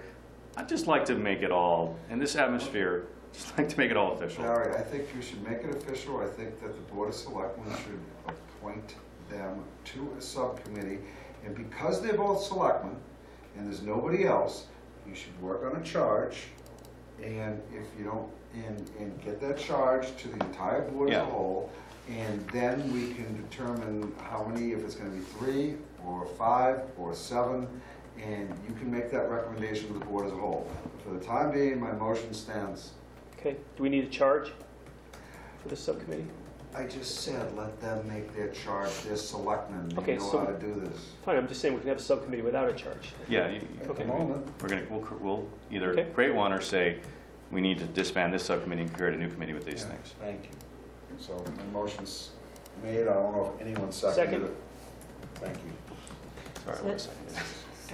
So I'm totally in favor of the motion. Just have a question about, I'm kind of at a loss because I still haven't really seen this audit strategic, the audit report. Strategic operational audit. That's on the agenda next Monday, Becky. So the last time that I asked, when I was new on the board, why hasn't the strategic plan idea moved forward? The answer was, well, we were waiting to see the results of the audit. So now, when we get the results of the audit next week, is there room for us to do something with those results, or have we begun the process of delegating that into this subcommittee? No, not at all. I mean, this subcommittee is not going to implement. And again, this committee is going to. There were a lot of questions asked. I watched the tape, right? There's a lot of questions asked about what does this mean? What does strategic plan mean? The first task of the subcommittee is to answer that question. Okay? Right? Because that's the main question that was asked. What does this mean? What are we going to do? What's the scope? What's the scale? I mean, we have to decide those things first. And that's the intent. there's no restrictions or obligations incumbent on any select board to not act on anything in any document. Given that the audit is imminent, I believe it is wise to start the first stages of gathering either the framework or the structure, so that if there's things within that audit that can be pulled out to develop some of the product that's going to be created by this committee, it can be done. Okay. Okay? Just like, it seemed like they were sort of tied together, but now maybe they're not so tied together. The work would have been, if the committee had done a lot of work, and then the audit showed things in contrary to those principles and objectives, it would have been wasted effort, right? Because it wouldn't, it would have been conflicting effort. Right. So that's, yes, there was some delay built in because of that, and this is based on the reality that I'm aware of what's happening out there, and there's some synergy that can happen in parallelism. Okay. I just conflated a lot of terms, I'm sorry. It's okay. Motion's been made and seconded. Any further discussion? All those in favor? Aye. It's unanimous. So Mark, yes, I have to get you a... Just a brief agenda, Barry, so I can post it. Thank you. Mr. Chairman, the other business, this is an issue that Selectman Metropolis has to be placed on the agenda, so Jack, I'll turn it over to you. So let's see. It occurred to me that so in my work, I look back on a couple of decisions that I've watched the board make over time, from before I was a board member to recent decisions. And in my work, we take on or we consider big initiatives all the time, adding features and functionalities to software. And there are lots of thoughts about, well, it'll be good because this and it'll be good because that. But we go through a formal process where we decide whether or not to advance something. And there are stages to it. There's like an idea stage where requirements are kind of loose. You just describe what you want to do. There's a more formal stage. There's an ROI stage. There's all this other stuff. I don't want to have all that, but it seems to me that for some large-scale economic projects that we do, that we should have a decision-making process that we go through. And we should abide by that process or variations on that process for every time. So I wanted for us to consider adopting such procedures. And I can flesh it out more, or we can flesh it out more when we talk about it next week. But that was the point of this. So the point of having this on the agenda was not to discuss whether we should do it or not, the agenda for today. It was simply to give you all a heads up and perhaps decide next week. If everybody here thinks it's a bad idea, we should simply kill it right now. But if you're willing to consider it, we should probably go at it next week when we do the rest of our objectives. So basically, decision-making process for large-scale issues with generally likely with economic consequences. Where's your threshold? That's all part of, all this really is that we will develop a policy. So this is really just, should we have this as an objective? If we say yes to the objective, then we go ahead and develop a policy at some point in the future during the course of the year. So since we don't know that we should or shouldn't, because we don't have specifics around a policy, I mean, I have never seen this board not consider a policy mid, even though it wasn't on our goals and objectives. And if it's due to be a policy, sorry, say it again. I've never seen this board not consider a policy just because it wasn't on our goals and objectives. Yeah. So I say it's a valid discussion. Yeah, I think it's actually a critical thing to have under our belts and in our toolbox. And so, yes, indeed, we certainly bring policies up in the middle of the year. But the purpose of objectives is to have some things that we are going to be sure to do, not things that we leave to chance that we actually get done during the year. So that's the purpose of having it on the objectives.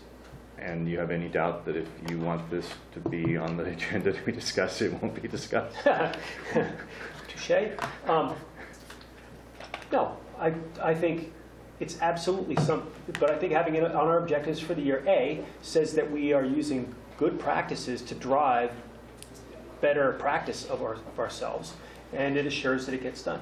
Okay. And it doesn't rely on me to remember to get it on an agenda in February. I'm happy to discuss anything, of course. I think we have a lot of goals and objectives already, and I think we're at risk of over-scoping ourselves, but that's just me. It sounds like a good idea to me. Alice? I am in favor of every policy. That's what I knew that was coming. And I have no problem adding, this is probably one of the more simple goals and objectives we could achieve. And while I don't like adding another one to it because the number is getting big, this one's pretty vanilla. Not that it's going to be easy to write this, but to achieve this goal. It's easy to understand. Someone can write it pretty easily. We can thumb up or thumb down the proposal. We can modify the proposal pretty easy. It'll take 2 go-rounds. Or if you We can want throw to it out. our goals and objectives, my suggestion would be to get some wording to Mark that can be circulated because we're going to approve our goals. and Well, I objectives. have the document ready to go for next week. So Jack, if you can just shoot me process to meet the goal and the benchmark, that would be really great. Really great. Really, really, really great. I will do that. Are goals typically approved kind of en masse, or do we vote on them individually, or what has that process been? You guys have to decide next week if you're going to leave them all on there, if you're going to shrink them down, and then you usually vote them en masse. So we go through them, you decide, yep, keep that, nope, get rid of that, yep, keep that. I would appreciate if everybody would review their packets really thoroughly, especially in this section, so we don't have to do it during the meeting.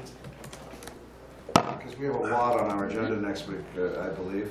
You are 100% correct. And not that this isn't important, it's very important, but we've been working on this for a while, so just review the document.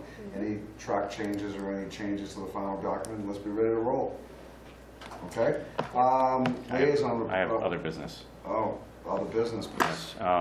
So several weeks ago, gosh, maybe even a month ago, I understood that there were some challenges at Prescott School, and I was told to anticipate that we would have an agenda item to discuss those. And many weeks have gone by without such discussion or awareness, and I fear that we are running up against a situation where something is happening to a Board of Selectmen domain item, and it's not out there in the general public in full transparency. So I'd like to either have it put on the agenda for next week so we can discuss it, whatever's happening or what the status is or whatever's going on, so we can inform the public, or we can discuss it now and just get whatever's out there, because I only have a cursory idea, so I can't even say what's going on. You're way ahead of me. I don't even have that. So. Would you like me to give a brief? No. It's not on our agenda. It's not on our agenda, And it's a big I think issue. it's an important issue. I think you can cover it in your town manager's report next week in probably 2 minutes. Okay. I'll Thank add it you. to my town manager's report. Please add that. Thank you so much. Moving on. It's also true, Barry and Allison, you can certainly talk to Mark about this, just to get yourself some understanding, but I know you're trying to get the public to be aware, to the extent that that's... And that's okay. I think it's okay. I just think that Mark can include it as part of his update. His Yeah, that's report. absolutely fine. Okay. We have any liaison reports? Yeah, I'm meeting with Lawrence Academy tomorrow as part of the nonprofit coalition, and actually with the Groton School, I think on Friday. Just to talk about what more some of the nonprofits can do, specifically these 2 entities. And I'll be meeting with Lawrence Academy specifically around the idea of extending the community survey that was done as part of our operational audit. The idea being that we had as a goal and objective improving, it was a while ago actually, improving the community's perception of the job that we're doing. And one of the ways to measure that was to have a continuous survey that was relatively the same year after year, so we could see how the same question was answered year after year. You know, obviously it won't be a perfect survey. There are probably better surveys and blah, blah, blah, but having the same survey administered by the same group every year gives us a sense for progress. And Lawrence Academy is interested in doing that. They're interested in having one of their classes administer a survey every year, the same survey. We can also, I think, add some specific questions on any particular year to get certain questions asked, like questions about marijuana, like questions about business community, you know, things like that. So anyway, I wanted to give the board that update, hear any particular feedback or concerns about that, and just let the board know that there is some interest on the part of the nonprofits to do a little bit more. And this is an example of Lawrence Academy bringing its skills and assets to bear. So you're asking that what questions we may have that we think would be good to include? Yeah, I'm asking just for your input, either now or at some point in the future, as to how valuable is this? Do you have any specific concerns, or are there particular things that you'd like to see done in an annual survey? They may well launch this survey pretty soon, and so in order to get them going, we may simply ask them to repeat the matrix survey, and then we may need to work with them to start next year to have a much more modified survey that is much more in keeping with our needs. Anyway, I'll learn more tomorrow. So the survey audience would be the individuals at those, that attend those nonprofits or go to school there?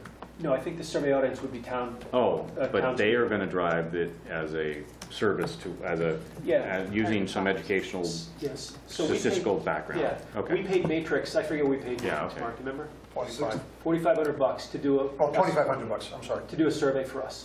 Yeah. This would basically be repeating that same exact survey year over year for free and add modifications to that survey. And it would give us a reference over time of how we do against certain metrics. And it could be either a community service aspect. I mean, you know, the Groton High School is right now putting into place a new service element to their curriculum as the high school. So there is something there that could be embraced, not just the nonprofits. I know you're specifically talking there, but they're in the educational framework. I understand how this is good because it's statistical and it samples demographic, it's marketing, and there's all kinds of stuff in this that really does tie in very well. So you may want to, there may be another potential service-based output. It may well be. This is an example, as Barry brings up, of floating all boats. They do something good for us and we do something good for them. The very experience of A, even calling Groton residents every year, of B, putting statistics together, of C, understanding what a survey is all about, blah, blah, blah. All that's a good thing. And we get at least a $4,500 value out of it, if not ongoing data on how we perform over time. So you're looking for questions, or you're just looking for thoughts? You know,